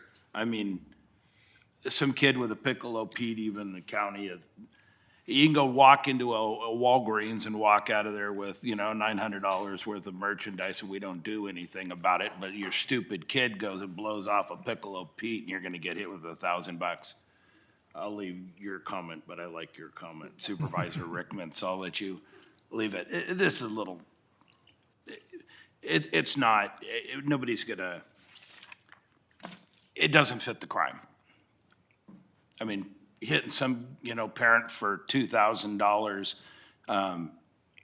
because their kid went onto somebody's property and blew off a Piccolo Pete while they're trying to buy groceries at the grocery store at $100 for half a bag because we're letting people run out the door with groceries. It just, I don't know. I think it's a little over the top, my opinion. Supervisor Rickman. Thank you, Chair. And I just want to clarify what you were saying or respond to what you were saying. You're absolutely right. I mean, other cities have this, you know, what we're discussing here today. But, and then you hit the nail on the head is, say, for example, Stockton or Tracy is legal there, safe and sane. County, everything is illegal. I think everybody in this room, well, most everybody, I guess, agrees, you know, big old rockets and stuff and tubes and stuff that launches in the air, that's illegal. I mean, I think it's so much it's a felony, right? So I think we all agree with that. But I'm not going to, you know, like what you said, I penalize somebody for. Say what you said. No, I can't say that. That's private. But so that's where I stand on that. So I'm not going to support it the way it stands. But thank you very much. No problem. Okay, back to Supervisor Garcia. Hey, can you educate us on the enforcement piece of it? Because we're not going out and giving 10-year-old kids that just got off their paper route $1,000 tickets. And when we're using this for social events that might be from anywhere from 20 to 50 people shooting off multiple illegal fireworks causing all kinds of damage. Yeah, I mean, we have obviously the letter of the law and then the intent, but we're out there looking for the description that, you know, Supervisor Garcia just gave, you know, the big parties, 20, 30 people shooting the ones that go, you know, 100 feet in the air that are setting roofs on fire, palm trees on fire and causing, you know. And those are illegal anyway now, right? Right. Okay. And we're not citing, at least in the history that we've done it here in Stockton, we've never cited, if it has a safe and sane seal on it, we're not citing those. I mean, so we're looking at for the ones that are illegal. You know, they're shooting 100 feet in the air, causing, you know, fires, potentially risking citizens, you know, lives or endangering citizens because of the fires that they cause. We're not out there looking for, you know, the kid that went to Walmart and wanted to have a 4th of July in front of his house and he's buying the legal, safe and sane fireworks and using them accordingly. We're looking for the ones that are causing destruction to the city or town or county. So, I mean, we have a team, a task force team. You know, we get code enforcement in Stockton involved, Fire Prevention Bureau, Police Department, and we go out and patrol. And, you know, we have a narrative. We try to get the APN number and everything, write a narrative. It has to be videotaped. So we don't want any contact with the individuals. We're not trying to de-escalate or cause any, you know, fights, but we just try to record it with an iPad or cell phone, write a narrative based off of that so that we get somebody coming from the property to the middle of the street or wherever it may be back to the property so you can associate it, write a narrative, how many people are out front, time of day, and, you know, and that narrative and the video, you link them together and you're able to give a citation based off of that. So you'll have a video of what we're citing for and you'll be able to see that it's not the little fountain on the street that's, you know, bubbling 6, 7 feet high. It's the, you know, 100 feet in the air. I just want to add one thing. I think this is a tool in the tool belt. And I mean, and I understand your guys' concern because over, you know, finding somebody, but I mean, if it's for bad operators, I kind of agree. Just because, I mean, at my house, it sounds like World War III half the time, and it just goes on till wee hours of the night, and people blow it off. And if you have animals that are sensitive to it, it's not conducive to a good environment. So, Supervisor Rickman. You know, and I just love it when somebody says, oh, that's not what the intent is. It's what the law says, period. And that's what makes it illegal. How many times did anybody in this room, do you trust your government to tell you, oh, trust me, this is what we're going to do? It never works out that way. You look at the letter of the law. What Stockton does, well, you know, God bless you, that's fine, but that doesn't mean somebody in a different jurisdiction won't take a different view because of what the letter of the law states. And you're not going to tell them, hey, don't enforce, you know, the letter of the law. So it's easy to say up here and that, oh, we're only going to do it this way. Government has been saying that forever, and it never works out that way. You give the government an opportunity, more power. What do they take? They either take more and more and more. So it's just it's a red herring. It's a horrible argument. If you want to make it illegal, by all means do it, but don't make it under that we're not going to enforce Piccolo Pete's and stuff like that, because you can. If you want to, why can't we put something in the ordinance? If this board is so set on doing it, then do the definition of what the state law is, what's illegal, the going up in the air and exploding the felony section and stuff like that, then do it that way. And that was the intent of these laws what you're talking about now. On clarity on that, in Stockton, the safe and sane are legal, so we don't cite those, as I stated, because they're legal, so we're only going after the Right, illegal fireworks. But I'm talking, But I see the concern of if county is included in this, then the dilemma that you're speaking of becomes a problem, but we don't have that in Stockton, because Right. in Stockton, they are safe and sane are legal. So I'm just speaking on, in our jurisdiction, the Correct. unincorporated areas. understand. Okay, so I think the flavor is bring it back with codifying what state law is, right? Is that what the kind of, if we're gonna do it? Because I mean, that's the hard part for me. It's gotta be uniform. Right? I mean, so that I represent, he represents Tracy, I represent Stockton, but I mean, it's bad in Stockton. So, you know what I mean? And I can't speak for everybody. I mean, if it's illegal for any fireworks in the county, then, I mean, we have an issue. They, because you could buy them in Stockton and then go in a county pocket, so. I understand your. Yeah, so I mean, I'm for the tool, but. And I agree with it's a tool. I've tried to work with the state fire marshal to even figure out how we can get them not even crossing into the borders of the state and other buyback programs and things like that. This is just one tool of many that we can try to implement if it's passed or not, but I agree, it's a tool. It's not the end all be all that we're gonna utilize this and that's all we have. We're working on other avenues to try to slow our fireworks. Yeah, So, perfect. may I address a couple issues? Of course, we were asking for direction, so I think we're getting the direction that's important. And I just wanted to address Supervisor Dollywall's suggestion of changing the ordinance to allow safe and sane throughout the county. And I don't know if there are any of the fire chiefs from the many fire districts within the county. My understanding, though, is that they push through the prohibition on safe and sane fireworks, and I'm pretty sure from the discussions I've had that they do not want safe and sane fireworks in the county. So we would have that kind of opposition from the San Joaquin County Fire Districts Association. If we push for that, if that was some Because direction that rural you gave areas us. are more likely to go up than Right, non-rural right. areas. They have, Okay, they that's have easy. lots of dry land, lots of fire issues. Okay. So based on that, I don't know that would fly. But we are requesting the direction, so I think Supervisor Rickman, gave us a good direction in terms of not making the fines onerous and clarifying in what cases they would have fines at all. So in other words, it would be we'd have to really define social host so that it excludes extraneous things. So we can definitely work on that. We Mr. will. Murdo, I'll withdraw my suggestion. Okay, all right. Thank you. Director Jolly, real quick, because we've got to move on. No, actually, thank you, Director Jolly, Community Development. I'm actually not supposed to be speaking right now anyway because I sound like this. I'm sorry, but Eric covered everything. I just wanted to get clarification about whether we were going to be considering safe and sane again, but it sounds like no. And then I understand the direction moving forward. Like Eric said, we're here just for direction today. Okay. We didn't want to bring an ordinance forward without running it by you to see if you even had the appetite for it. Okay.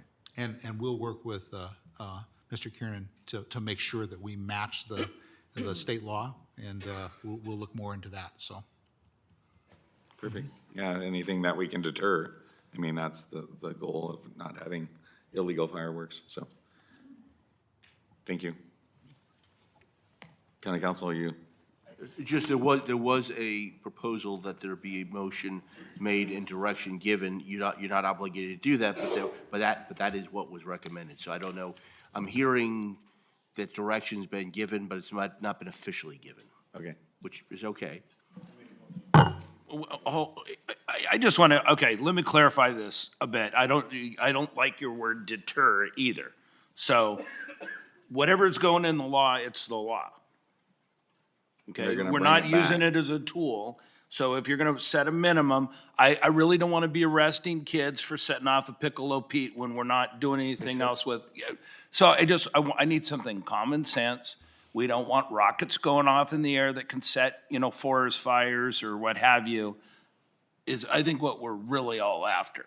So let's make sure whatever ordinance we write, we're not using a tool. We're actually, this is what we don't want to see. I want it very black and white. I don't want illegal fireworks No, in the county or the city.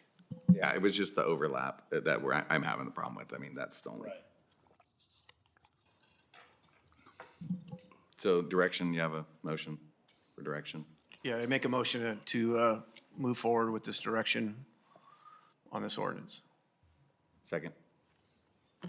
Point of clarification, through the chair.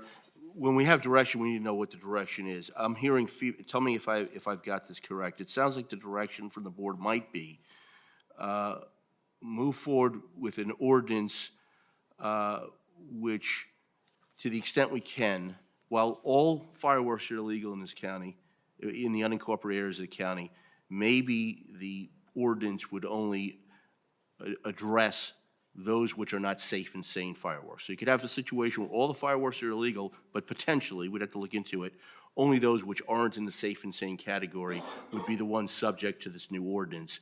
And then maybe also have the ordinance try to narrow down the definition of social host, so you don't have a situation where, let's say you own a piece of land, it's empty, you're not around, so people come onto your land, shoot off fireworks, and all of a sudden now you're being handed a citation. So you might want to define social host in such a manner that there has to be some reason to believe you as the owner of the property or the landlord had reason to know this was going on. And to clarify a little more, what everybody's upset about is already legal, correct? You're just saying there's no teeth. Well, no, because in the county, everything is illegal, right? Big boom, rocket, shoot them up in the sky in the city, even though safe and sane, those are already legal. So what we're arguing about is not changing what's legal or illegal now, it's just you're saying you need something with a little more teeth. For social hosts, so when you're having a party at your house and you're willingly firing off illegal fireworks, you should be held accountable. And Correct. I think it's the big stuff we're worried about because, and I hate to tell you this, but we're not the Hamptons. We live in a high crime area, and I want the police focused on certain things, and I want to pick our battles. I don't want to be chasing around Piccolo Pete, Right. No, because it's, obviously, there's enough fines and citations written where it's obviously valued in the. Go ahead, Steve. So, okay. If I may, So, through the chair, yes, sir. to address this. One of the biggest issues under current law is for fireworks, for me to cite Mr. Ding for shooting off, whether it's a safe or sane or an illegal firework, I basically have to grab Mr. Ding's wrist, pull him out of the crowd, ID him, and write him a citation. The social host ordinance allows us to avoid the confrontation at these events or parties with video evidence of a person leaving the property, coming out to the street, lighting the rocket, the boomers, the mortars, walking back onto the property in a crowd where people have been drinking and barbecuing all day long. These have led to confrontations with both fire and police officers. That social host ordinance allows us that one extra step to where I can videographic this person doing this. That's evidence of an illegal act, but I don't have to make contact with him and put myself, my firefighters, or a sheriff's officer or a city police officer in a chance for a confrontation to try to de-escalate, and because everybody's having a great time. I agree with Mr. Rickman's concern. firefighters have to use, whether it's the fire department, whether it's the sheriff's department, to use common sense as far as the pickle Pete. We definitely could put in the ordinance the verbiage that says these are what we are looking for this ordinance. Because all fireworks in this county in the unincorporated area are illegal. So it becomes common sense. This is what causes the major damage, both in property damage and personal injuries, is people handling M80s, the bottle rockets, the mortars. I mean, I had my neighbor with my fire chief vehicle sitting in my driveway launch 2 mortars, right? With 6 o'clock in the afternoon. Needless to say, that didn't go over too well. Right. But Yeah. Gotcha. But the idea is That's why you need to put your car in the garage. exactly. So this isn't, again, Supervisor Gardia mentioned it, Chief Klein's mentioned it. We're not looking for the little Piccolo Pete. I'm not worried about that. I'm worried about the boomers. Yeah. Fire chiefs are worried about the boomers, the rockets, the candles that cause fires, cause injuries, injure pets or veterans with PSTD, right? I mean, I can tell you last year during 4th of July in the city of Lodi where I live. I hate to cut you off here, and I know this is the most important thing to your department. You got 2 of us got to leave here in 15 minutes, and we got behavioral health and a couple others. So if we could just bring this back. Yes. So, through the chair, we do have a motion and a second on the floor. Okay. I'm sorry, was my summary what your motion was saying? Okay. Yes. Question. So this is the direction, but the ordinance going to come back for approval? Right? Yes. Okay. Okay, we have a motion, a second. Yep, call for the vote. 5-0. Motion passes. Thank you.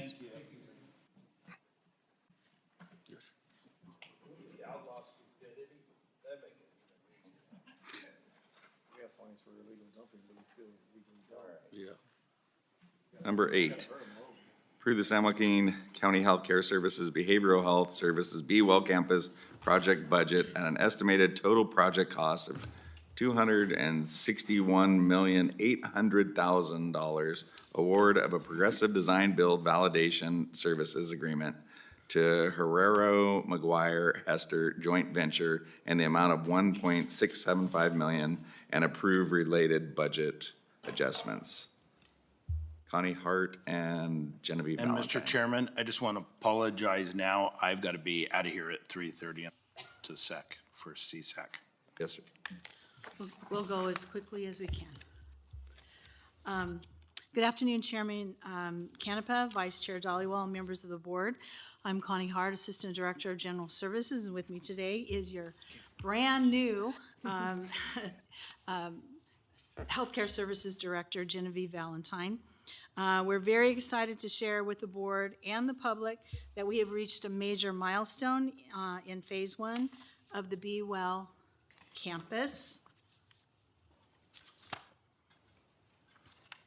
On the way to reaching this milestone, several county departments, including Public Works, Community Development, General Services, County Council, and the County Administrator's Office, as well as outside counsel and the Health Plan of San Joaquin, have been working collaboratively with Healthcare Services Agency's Behavioral Health Department to arrive at our collective recommendation to approve Phase 1 of the Bwell project and to award a validation services agreement for progressive design build cost development services to HMH joint venture, and to approve other related actions, including an increase in appropriations in the adopted 24-25 public improvement budget in the amount of $6.3 million. Along the way, the various teams have been hard at work applying for and securing funding, primarily Genevieve's team, touring similar facilities throughout the state, developing conceptual designs, preparing for environmental review, conducting comprehensive cost estimating, assessing available utilities, and conducting the marketplace solicitation that has resulted in today's recommendation.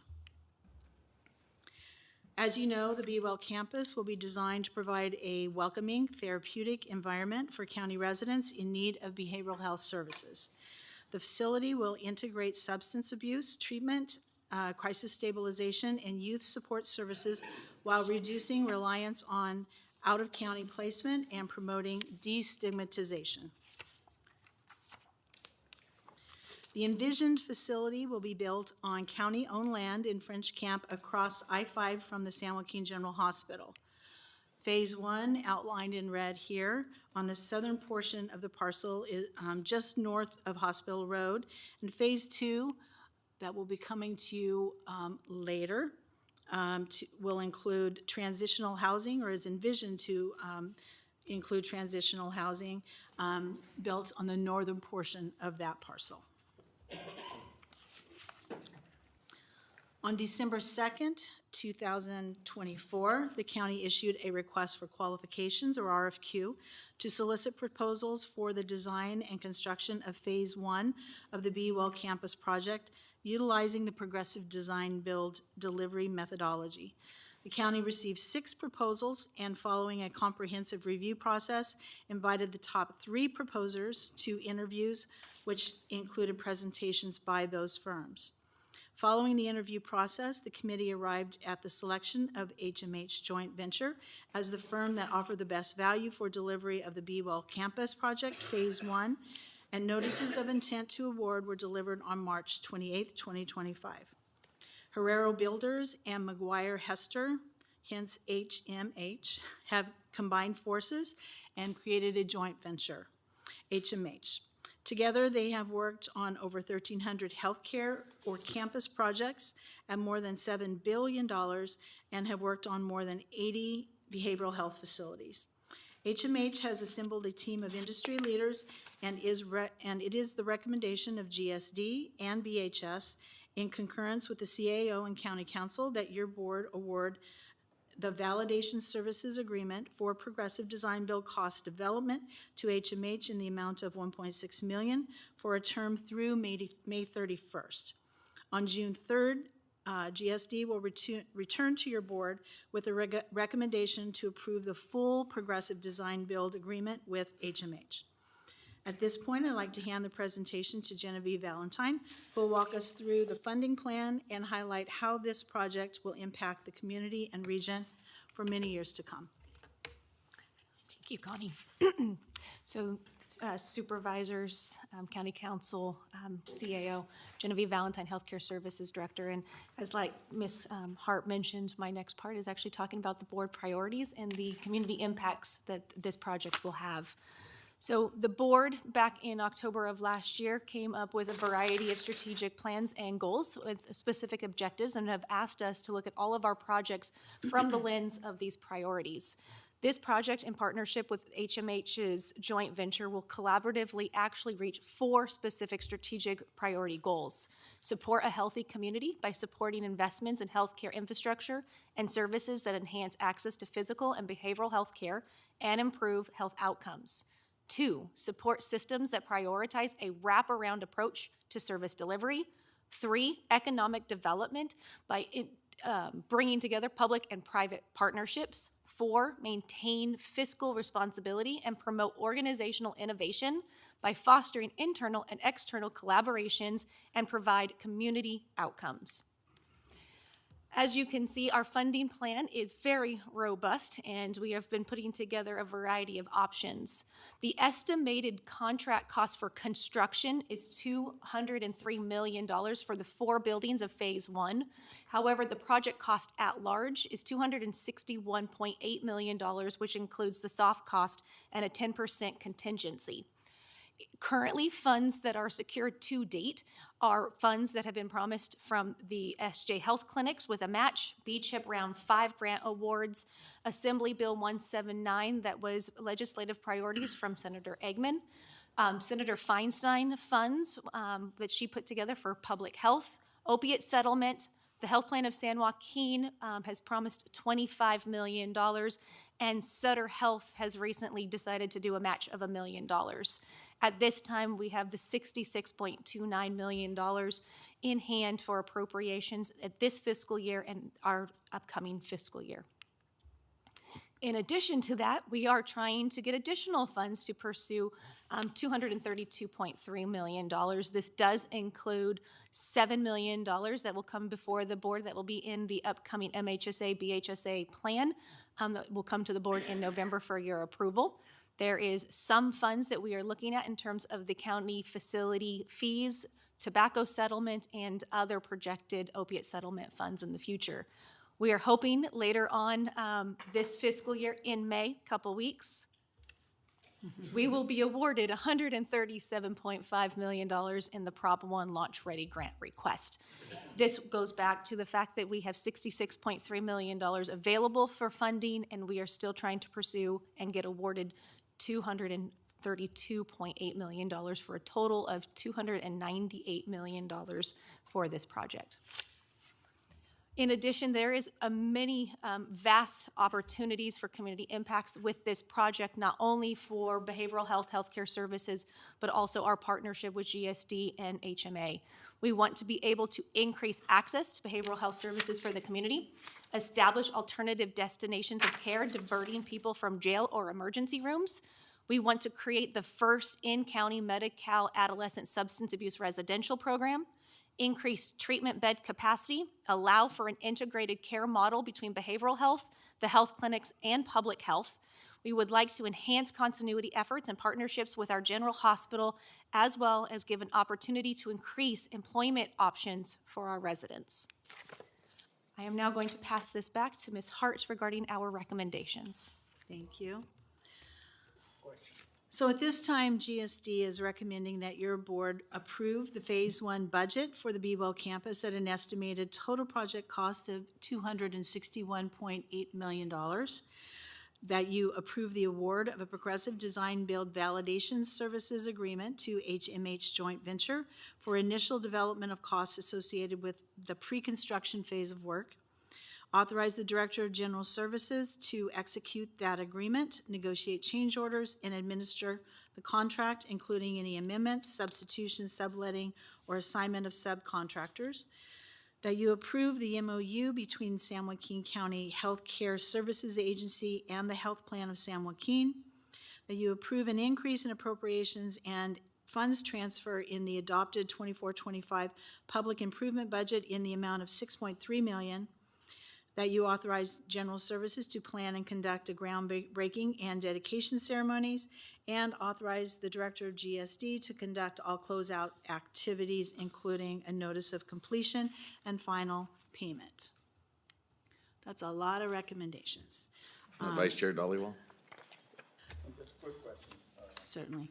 Genevieve, the 137 million, Yes. when do you think we might find out? Through the chair. We are tentatively supposed to find out in May. The anticipated timeframe is after the May revise is presented from the governor. Thank you. You're welcome. And I do want to point out that we do have HMA here, so if there are specific questions, they are available to answer questions as well to our supervisors. Supervisor Rickman? Real quick, so the 137 million, we'll get that, and then we add the 66.3 million, then whatever that equals up to, then the 232 million, so minus that. So we're almost there. If we get the 137, it's just a couple of $1 million, then we hit that first phase and we can get first phase build.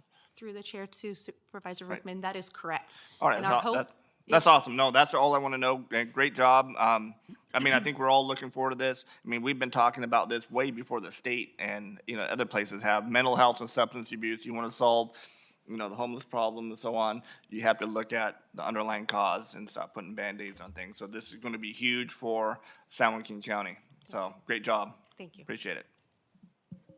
Supervisor Dean? And I agree with you, Supervisor Rickman. Congratulations. This isn't, it's late. I'm trying to figure out what language I can use. You're not messing around. No. We're taking this encompasses the language we passed through NACO. Yes. In Washington here last month with the multi-pods You've got the alternative destinations. This is phenomenal. So we actually, something to actually take care of the problem rather than spending money on millions on fluff and doubling our population. We can actually do something to take care of those that are mentally ill, create substance abuse for those, and then allow the sheriff to take care of the rest for those that don't want to participate. So, thank you. Great job. Thank you. Thank you. Any other questions, concerns? Anybody, public comment? I'd like to make a motion. I'll second. A first and a second. 3 minutes to spare. Call for the vote. Astounding 5-0. Thank you Thank so you, much. congratulations. And Chairman, if you, I'm sorry to interrupt. I'm going with Supervisor Ding. We're heading up to Sacramento for California State Association of Counties, so we have a meeting up there, so. Thank you. I appreciate it. Thank you. They have to go get you some more money. Yep, that's what we need. Thank you. Okay, moving on. Thank you, everybody, for staying for the presentations. We had some job interview in the closed session, so it went a little longer, and I apologize for that. Item 9, approval of reassessment of the Downtown Stockton Community Improvement District and increase in annual assessment from $104,707 per year to $122,430 per year for 20-year term commencing on January 1st, 2026 through December 31st, 2045, and authorize the county administrator to cast all votes in the affirmative. So we have General Services Director Dan Wirtz and Mike Huber from Downtown Stockton Alliance. Thanks for staying so long. Good afternoon, Chairman Canepa, Supervisors, CAO Regalo, and County Council. Dan Wirtz, Director for General Services, and with me today is Mike Huber, the Executive Director from the Downtown Stockton Alliance. Mike's going to give a brief recap of the Downtown Stockton Alliance. Yeah, I'm going to cut through a couple of these slides just for the sake of time. The Downtown Stockton Alliance was formed in 1996. The map of the current district was drawn then and adopted. It went into effect in 97 and has recertified several times. We're going to meet the industry standards now, and because we're a charter city, we can do a 20-year renewal. The reason for the 20-year renewal is it's a very expensive process, and with some of the planned development, not only on the North Shore, but some of the public housing that's going on. We will be expanding the district, and so we're looking for the expansion on that. There's the current map that was adopted in 1996, and then the proposed map. The reason for the North Shore is the city has a North Shore plan that they're working on currently, and there are several housing development projects in the northern part of where it says proposed map up there that include Visionary Homes, Liberty Square, Damas Development, Anchor Village Apartments, San Joaquin Housing Authority's Park Center Apartments, the existing apartments at Eden Square, and the planned development of the city teen center, along with the revitalization of the Mayfair Apartments. There are some of the things that our staff does. We do a lot of homeless outreach also that's not listed on there. Some of the programs that we've done, facade improvement and then some beautification projects. We were honored to work with the county on some ARPA funds that we're currently managing, and some of the items that we've done there. There are a couple of pictures of the facade improvements that we did downtown. Follow us on social media. Questions? So the footprint is enlarging, and I mean, nobody's throwing up their arms in protest or what? Well, anything that's new, gets pushed back, but when we start talking about a 20-year bid, and if the North Shore does get developed, if we didn't expand, they would be left out of that. So we did get a lot of support, the Colbart boat area, they're supporting it, which that's one of the largest areas over there. And then as far as the north, a lot of the businesses are actually looking for the marketing component in the corridors between Commerce and San Joaquin down to Acacia. So you're going to the crosstown then, over that area off of Weber, or? It'll go Fremont to the crosstown, and then down Commerce and San Joaquin to Acacia Street. Okay. It's kind of the gateway to downtown, so to pick that up, but it's also because of the planned housing projects that are currently done and being done now. Perfect, okay, thank you. Just a little history for the public as well as the new supervisors. The Board of Supervisors has casted supporting votes for the establishment and recertification of the Stockton Property and Business Improvement District in 1997, again in 2002, and in 2007. And in 2007, during the recertification, it was recertified for a 10-year period. And in 2017, it was again approved for additional 10-year. The current district assessment is set to expire on December 31st of 2027.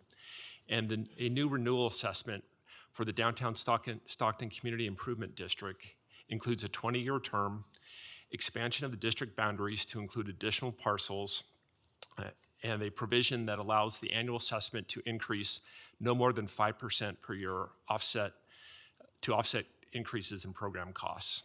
And under the expansion, one county-owned property will be added to the assessment district for the sheriff's office. So this slide shows the current assessments and then the 2006 assessments that the county will be responsible for paying. Approving this assessment will support the board's strategic priorities of promoting economic development by incentivizing public-private partnerships, improve public safety and quality of life by enhancing all aspects of the county's public safety system. It will maintain fiscal responsibility and promote organizational innovation by fostering internal and external collaboration to promote better community outcomes. And the assessment is paid out of two county budgets. That's from the Human Services Agency and the county's economic promotions budget. So at this time, we would ask that the board consider the three following recommendations. Accept the 2024 annual report from the Downtown Stockton Property and Business Improvement District. Approve of supporting the Downtown Stockton Community Improvement District and the proposed increase for the annual assessment from $104,707 per year to $122,430 for the 20-year term commencing on January 1, 2026 through December 31st, 2045. And authorize the county administrator to sign a petition to cast all votes in the affirmative on behalf of the county for reassessment of the Downtown Stockton Community Improvement District. And at this point, we will answer any questions that you have. It comes into question 400 East Main. Is that part of this? It's not factored into the assessment right now because the county does not own that property. Okay, but potentially, okay. If the county owns that property, then we would be reassessed and for that. Okay. Questions, comments? No? Can I open it up for the public? Any for the public would like to speak on this? Seeing none, call for a motion. So moved. First and a second. All those in favor, cast your votes. Motion passes 3-0. Thank you. Thank you.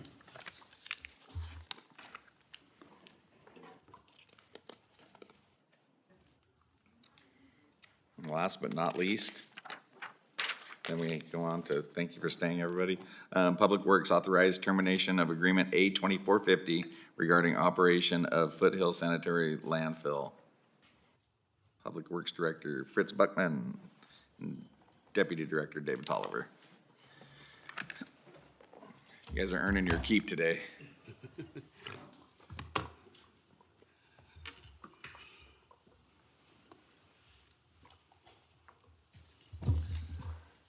Good afternoon, Chair Canepa and board members. I'm Fritz Buckman, your Director of Public Works. The item before you is to seek authorization to terminate agreement A2450 regarding operation of Foothill Sanitary Landfill. Deputy Director David Tolliver will provide a brief presentation outlining the rationale for the recommendation. At this point, I'll turn the presentation over to Mr. Tolliver. Good afternoon, Chair Canepa and board members. As Director Buckman mentioned, we are recommending termination of Agreement A-24-50 regarding operation of Foothill landfill. Consistent with the board's strategic priority to maintain fiscal responsibility and promote organizational innovation. Public Works periodically evaluates and performs long-term planning related to the county's solid waste system. As part of our 2023 evaluation, Blue Ridge Services completed a comprehensive strategic plan and needs assessment.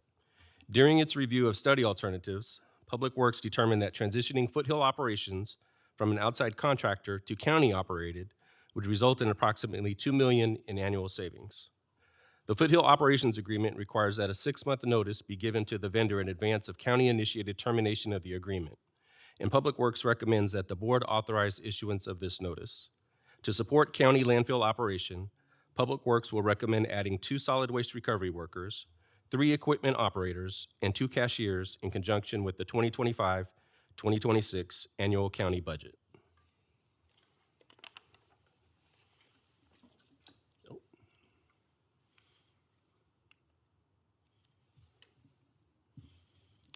A study alternative that is still being evaluated involves suspending operation of Foothill until the North County landfill reaches capacity in approximately 10 to 15 years, which is estimated to result in annual savings of $7 million. Public Works is currently performing environmental review and seeking regulatory approvals for the proposed Foothill closure and for increasing allowed tonnage at North County from 1,200 to 4,000 tons per day. Depending on the outcome of environmental review and the regulatory approval process, Public Works may present a proposal to close Foothill for board consideration in late summer 2025. If the board elects to keep Foothill open, the new positions will continue to be assigned to Foothill, and the Solid Waste Enterprise Fund will benefit from ongoing annual cost savings associated with county operation of the landfill. Alternatively, if the board approves a subsequent proposal to close Foothill, the new positions will be reassigned to help with increased tonnages at North County. Either scenario will allow Public Works to recommend significant decreases in landfill gate fees, which will reduce rates for all customers of county residential and commercial haulers. I will now turn it over to Director Buckman to review today's recommendation. Thank you, Deputy Director Tolliver, Chair Canepa, and board members. This concludes our presentation. We recommend that the board authorize the Director of Public Works or a designee to issue an early termination notice for Agreement A-24-50 regarding operation of Foothill Sanitary Landfill. Mr. Tolliver and I are available to address any questions your board may have. Thank you for your presentation. So we've learned a lot about garbage and dumps and facilities and employment and keeping folks employed and keeping everybody, but also saving people money. So Supervisor Gardia has a question. You have the floor, sir. I appreciate the plan to reposition the, are they OE3 members out at Foothill too? I believe they're in a different union, yes. But we'll have the ability to hopefully pick them up and move them to, or at least offer the opportunity for jobs? So we've been in contact with Foothill Operation, Foothill Inc. Incorporated on this very item.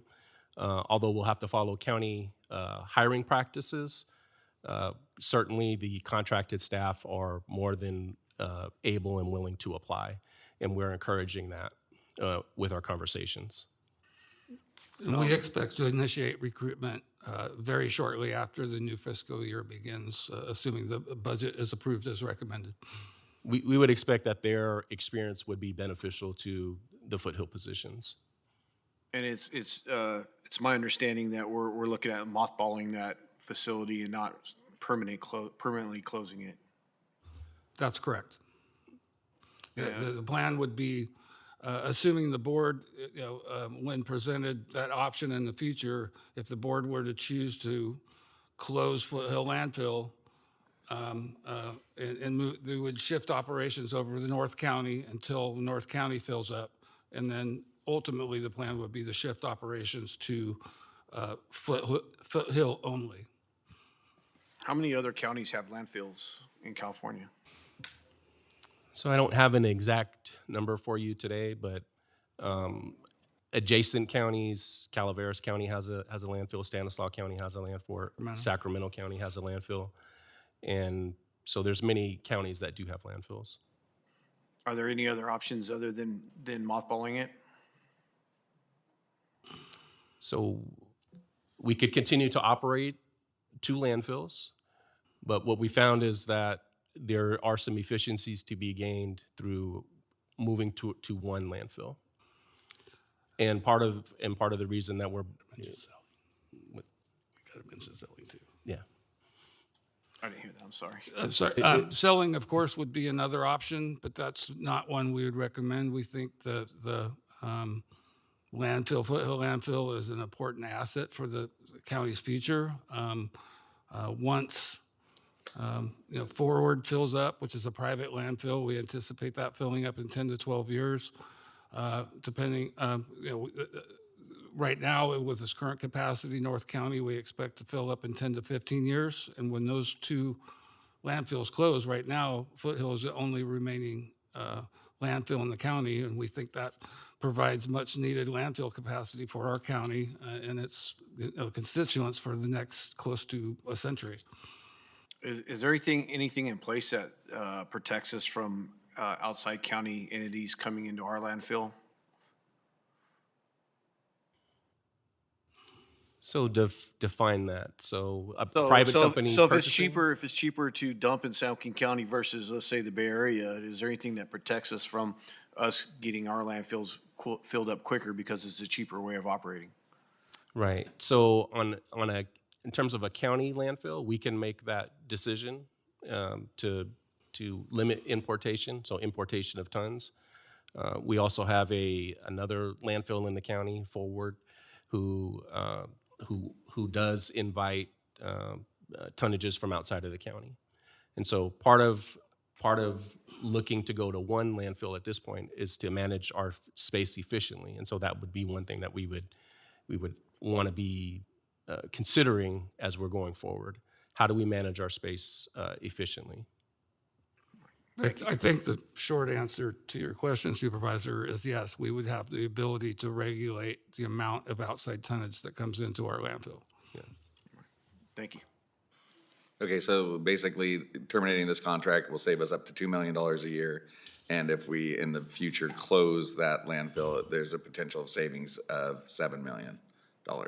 Correct. Correct. An additional 5 in addition to the 2. So the moral of today's is to just terminate the contract. So we're giving 6 months' notice that the contract will be closing, and those jobs will be filled with county employees that run. Yeah, it will be operated by the county. That's correct. That's our recommendation. Those folks won't lose their job, because if we do close that, then they would most likely be able to transfer, because that was one of the concerns earlier, is that where those people have the ability to get the job. Some of them have been there for 20 years, and I think that's We'd important. have to be careful about. But no, I get that. I get that. The job is open for anybody that wants the job, right?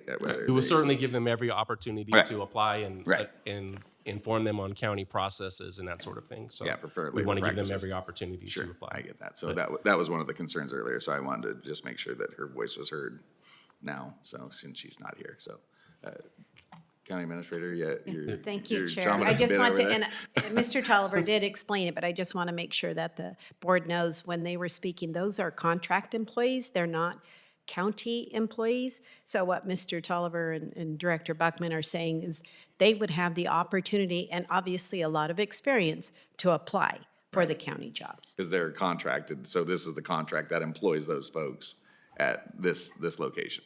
Correct. That's correct. Okay, thank you. This time I'll open it up to the public. Do you guys have any further questions, or can I open it up? Okay, open it up to the public. Anyone from the public like to speak? Seeing none, we will bring it back to the board to hear a motion to suspend this contract in 6 months. Motion, Motion, I'll second it. and the second. Call for the vote.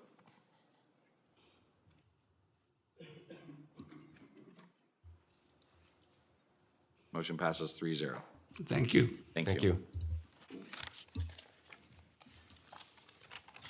So now, moving on to our 1:30 scheduled hearing time, or the district attorney's office had to go for a meeting, so hopefully, They are requesting continuation. yes. And so, Public Defender's Office, you guys have the floor. Thank you for staying. We appreciate you. This was my idea, to celebrate the departments.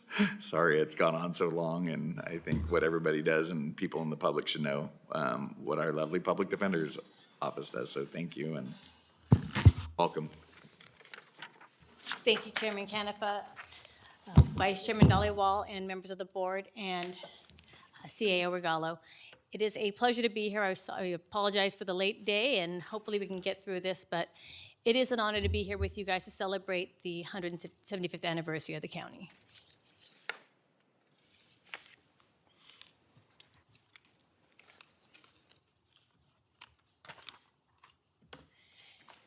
And let me see if I got this going. There we go. So, again, as we said, we're here to celebrate the 175th anniversary of San Joaquin County, and with that comes the 57th anniversary of the Public Defender's Office here in San Joaquin County. The Public Defender's Office was created in 1968 and was led for over 20 years by Public Defender Robert Shargan. We wanted to give you a brief history of public defenders and the public defender system in the United States. Clara Shortridge Foltz was the first woman admitted to the California State Bar, and she was the one who first proposed the concept of a public defender system at the Chicago World's Fair in 1893. She believed that the only way to ensure fairness in the adversarial criminal justice system was for the court to provide a mirror to the public prosecutor, a public defender, who would represent indigent people the government had accused of criminal acts. She based this idea upon her own experience observing the imbalance and unfairness in criminal courts when trained prosecutors representing the government went up against unqualified opposing counsel or defendants representing themselves because they could not afford to hire an attorney. In hopes of righting this wrong, Ms. Foltz created California's first government-funded public defender's office in Los Angeles County in 1913. It is currently the oldest and largest public defender's office in the state. In 1921, the California legislature created the public defender system of indigent representation throughout the state of California and gave the counties the option to choose whether or not they wanted a contract private attorney or to create a department within the county. Originally, San Joaquin County chose a contract system of public defense. California was ahead of its time in this regard, however. It wasn't until 1932 that the United States Supreme Court recognized the 6th and 14th Amendments to the Constitution and recognized that they guaranteed the right to counsel for indigent defendants in capital cases. So this is just applying at this time to cases in which the death penalty could be imposed. And at that time, it was eligible for several felonies, not just murder like we have today. In Powell versus Alabama, this was the landmark case where 9 young African-American men, known as the Scottsboro Boys, were falsely accused of raping 2 women. At trial, they were convicted, and 8 of the 9 men were sentenced to death. Only one, a 13-year-old boy, was spared the death sentence. All 9 of them appealed to the Alabama state courts, who constantly denied their appeals.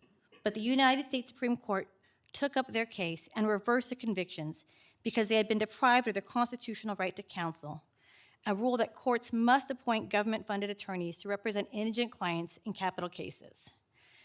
Their case served as the inspiration for the classic novel To Kill a Mockingbird and stands as a tragic reminder of the legal injustice and unfairness inherent in our criminal justice system. In March of 1963, the United States Supreme Court decided Gideon versus Wainwright, which found that the 6th Amendment right to counsel and the 14th Amendment right to due process in an adversarial criminal justice system require that indigent persons accused of crimes punishable by loss of liberty must be represented by counsel at all stages of the proceedings, and this applied to both misdemeanors and felonies. In the case of Gideon, which took place in Florida, Mr. Gideon was charged with burglary, which was not a capital offense. And so when he requested a court-appointed lawyer, the judge denied his request and forced him to go to trial without an attorney. He was convicted and sentenced to state prison. And just like in Alabama, his appeals were denied until the United States Supreme Court decided to take his case. They overturned his conviction, sending it back to the trial court with specific instructions to appoint an attorney to represent him. Justice Hugo Black, who wrote the court's opinion, found that the right to counsel was a fundamental necessity to ensure fairness, and further stated that the guiding hand of counsel can prevent an innocent man from being falsely imprisoned. This proved to be true for Gideon, who, during his second trial, while being represented by an attorney, was found innocent of all charges. And now we wanted to give you a history of Public Defender's Office here in San Joaquin County. In 1941, Anthony Shargan was admitted to practice law in the state of California and began practicing law as a general practitioner in Stockton. In 1946, the San Joaquin County Board of Supervisors awarded him the contract to represent indigent clients charged with felonies in the Stockton Superior Court. At that time, the court only appointed attorneys on cases involving felony offenses. Misdemeanor clients did not have the right to counsel since Gideon had not yet been decided. The public defender contract was for $80,000 a year to take care of his legal services and all of his expenses, including staff and investigator. He continued to work his own private practice at the same time while doing public defense. In 1954, the services became too much for him to handle on his own, and he passed off the contract to his partner, John Briscoe. John Briscoe managed the public defender contract and provided services for San Joaquin County from 1954 all the way until 1965. In 1954, Anthony Shargan's brother Robert joined the office of Shargan and Briscoe and became a deputy public defender under John Briscoe and his contract. And here we have a picture of Robert Shargan in the initial courthouse back in 1954. After the Gideon decision in 1963, public defenders were required to be appointed on all felony and misdemeanor cases in San Joaquin County, which had now expanded to include circuit courts in Lodi, Tracy, and Manteca. As a result, John Briscoe needed to hire more attorneys and staff to take on the new public defender responsibilities. In 1963, they hired Ann DeSenza, who would soon become Ann Shargan. Ann Shargan was the first female deputy public defender, the first woman assistant public defender in 1972. And in 1975, she was appointed as the first woman appointed by the governor to be a judge for the municipal court in Stockton. She served until 1983. She is currently 102 years old and was just honored last year by the San Joaquin County Bar Association as a 2024 Law Day recipient.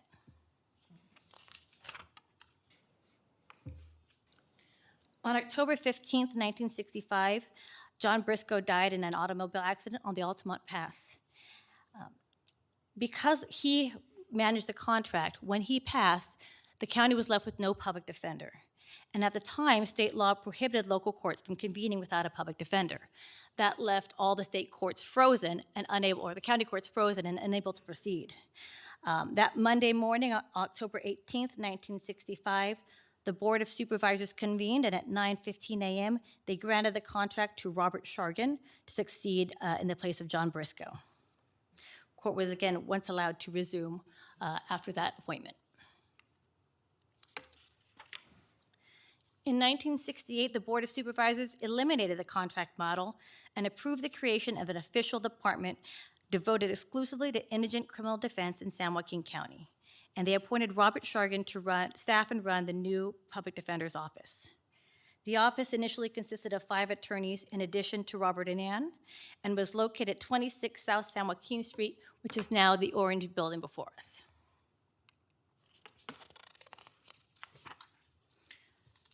By the early 1970s, the office had grown to include 16 attorneys, including Robert and Ann, 8 investigators, and 11 support staff. The newly created Public Defender's Office under Robert's leadership provided the citizens of San Joaquin County with zealous legal defense and advocacy in all criminal courts. Robert had great instincts for people and lawyers.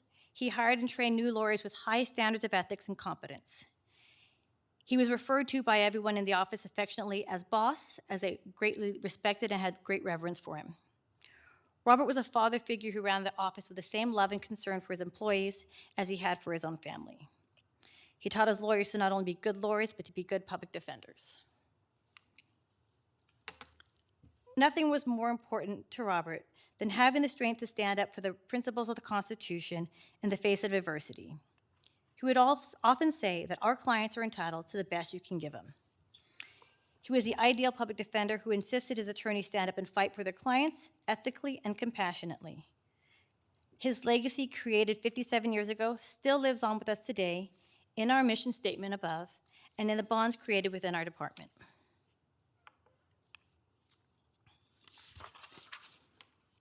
By the early 1980s, the Public Defender's Office had outgrown the San Joaquin Street office and moved to the second floor of the new administration building at 24 South Hunter Street.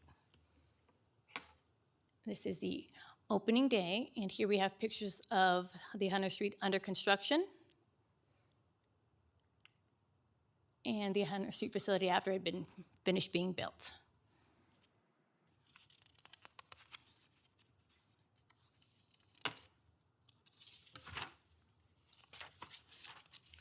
Robert Shargan retired in March of 1989 after 35 years of practicing law and 25 years working as a public defender in San Joaquin County. The San Joaquin County Board of Supervisors then hired Lauren Mandel from the San Diego County Alternate Defender's Office to replace Robert as the next public defender. Mr. Mandel left the San Joaquin County Public Defender's Office in 1991, returning to San Diego County, where he then became the head of the Alternate Public Defender's Office. By 1990, the office had again outgrown the 24 South Hunter Street building, and by the middle of 1991, the office moved to the fourth floor of the new HSA building on 102 South San Joaquin Street.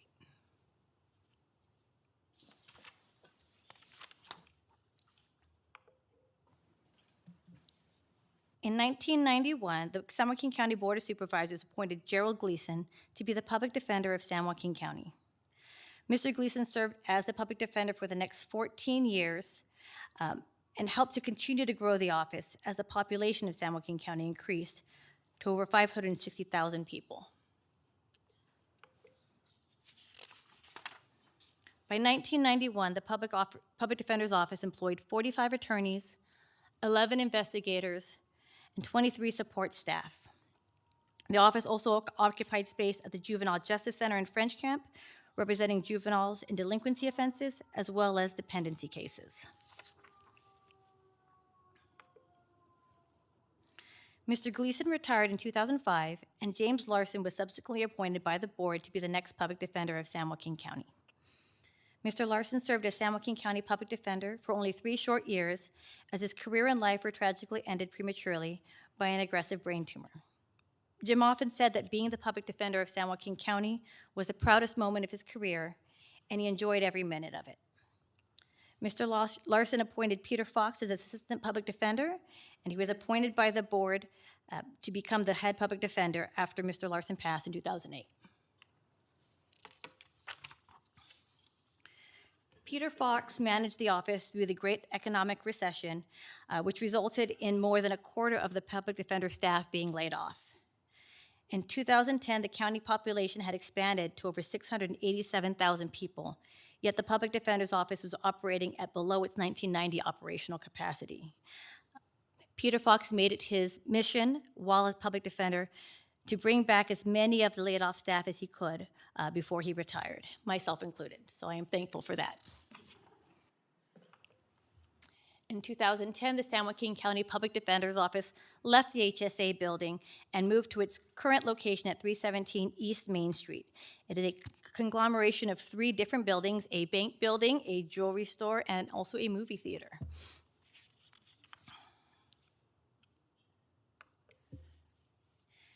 In 2016, after Mr. Fox's retirement, the Board of Supervisors appointed Miriam Lyle, who is here with us today, to be the first female public defender of San Joaquin County. Ms. Lyle courageously led the office through the COVID-19 pandemic in 2020, which unfortunately saw several experienced public defenders throughout the state leave the profession. By 2023, the population of San Joaquin County was over 800,000 people, yet due to the pandemic, number of attorneys in the office continue to dwindle in size, hovering around 45 attorneys struggling to represent a current county population almost twice the size of what we had in 1990. Ms. Lau retired from the Public Defender's Office in March of 2024, and I was appointed as the 7th Public Defender of San Joaquin County. I'm also the first Asian American public defender in the county, so I wanted to point that out. We have made it our goal over the last year to hire new attorneys to fill all the current vacant positions. And we've actually succeeded in doing just about that. We've got about 2 vacant positions left. So we've been working really hard to recruit and to fill all the positions. We've also created new paralegal positions to help support our attorneys and alleviate some of the burden of the work that they have. We also have created new social worker positions within the county. Our goal is to create a holistic defense model and to provide wraparound support for our clients outside of just the courtroom. In order to facilitate that, we have contracted with Partners for Justice, which is a nonprofit agency in the state of California, or in the state of New York, that works with public defenders' offices throughout the country, including the state of California. They are working on creating our new intake plan and developing processes and procedures for our office, as well as training all of our new social workers on how to provide the best services for our clients. We're also ushering in a new age of information technology, thanks and help to our stellar information systems analyst, Danny Zamora, who is back here, getting us through these crazy times. In February, we launched our cloud-based case management system, Carpel, and we are currently working on securing a vendor to help us to scan all of our current paper files, which we've got about 7,000 boxes worth, and another 6,000 rolls of microfilm, so that we can move to a paperless office and have the information that we need at our fingertips immediately.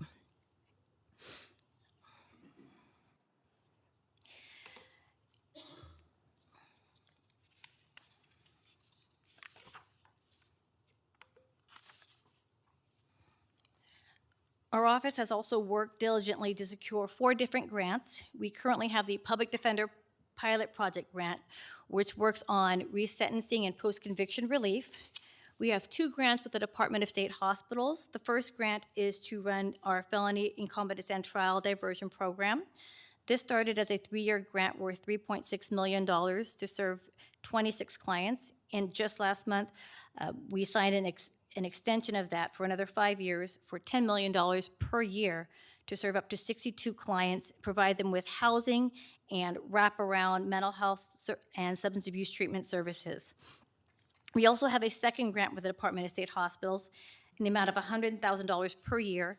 It's called the Community Collaboration Stakeholder Grant, and we work with the District Attorney's Office, Behavioral Health Services, and Correctional Health Services to provide resources to clients and to solve issues dealing with homelessness and mental health. We are providing food, clothing, bus passes, shoes, blankets to our homeless clientele as they're released and as they're at behavioral health, to encourage them to come back and continue to get services and to seek a safe place to go. We also just recently got the Care Court grant in the amount of $247,000. Care Court launched in December of 2024. It is a civil court that allows us to reach out to individuals who suffer from mental illness and who are homeless and at risk of harm, of being in danger themselves or of potential incarceration.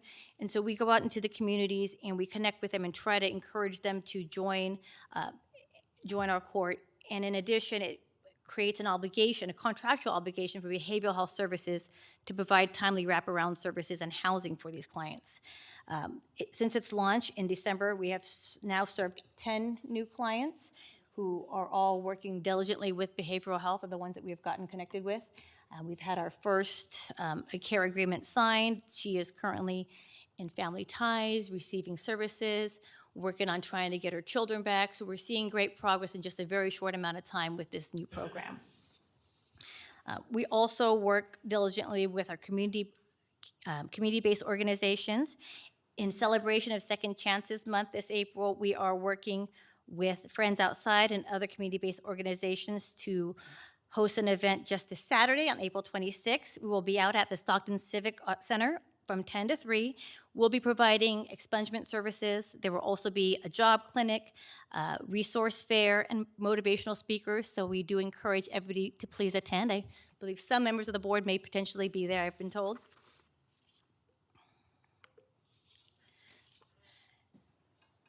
The real heart of our office, though, that I want to say is the men and women that have worked for the Public Defender's Office over the past 57 years and who have tirelessly and zealously represented our clients and given them their very best at all times.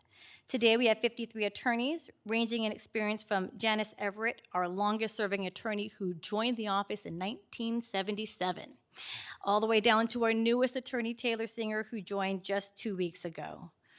We have 17 investigators who work miracles every day and without whom we could not do the job that we do. We also have 28 support staff, including our admin staff, our legal technicians, our new paralegals, social workers, and law clerks who keep our office running and support our ambitious goals that we have for the future.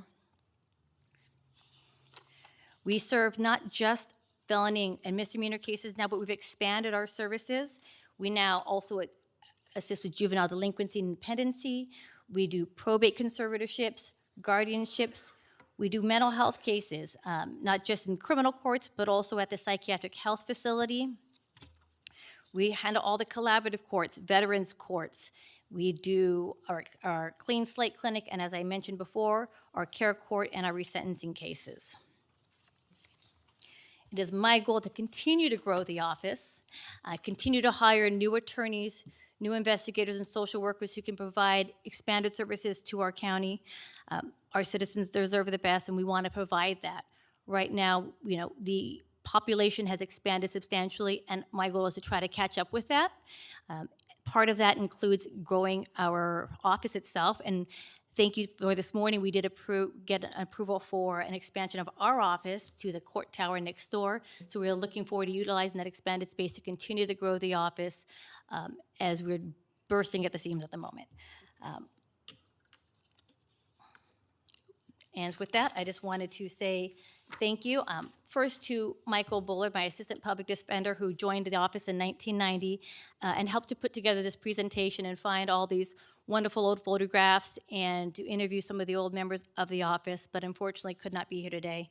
And I wanted to thank each one of you for joining us on this trip down memory lane and for your support over the last 57 years and moving forward. Thank you. Yay.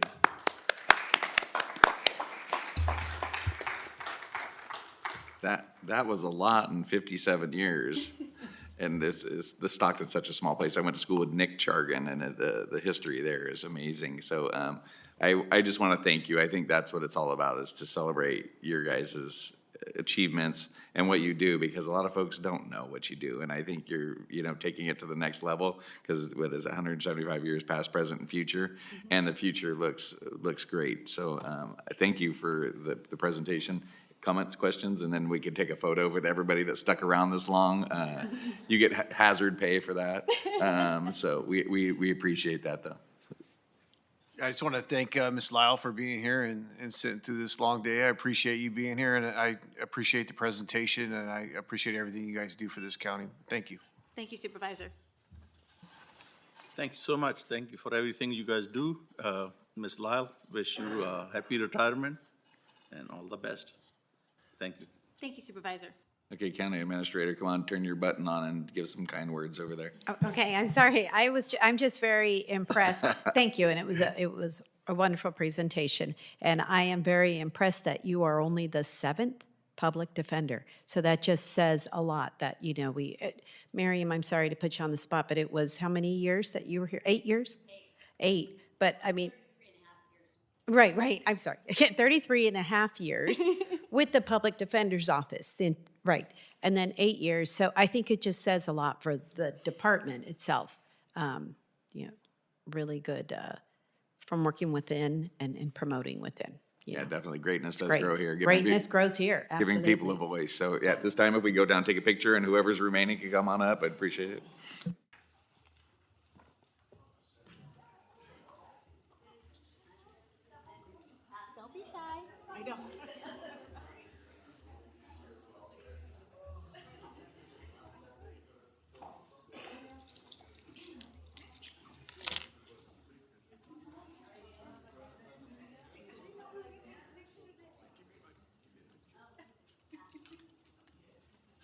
She practically threw Judy off. Get close to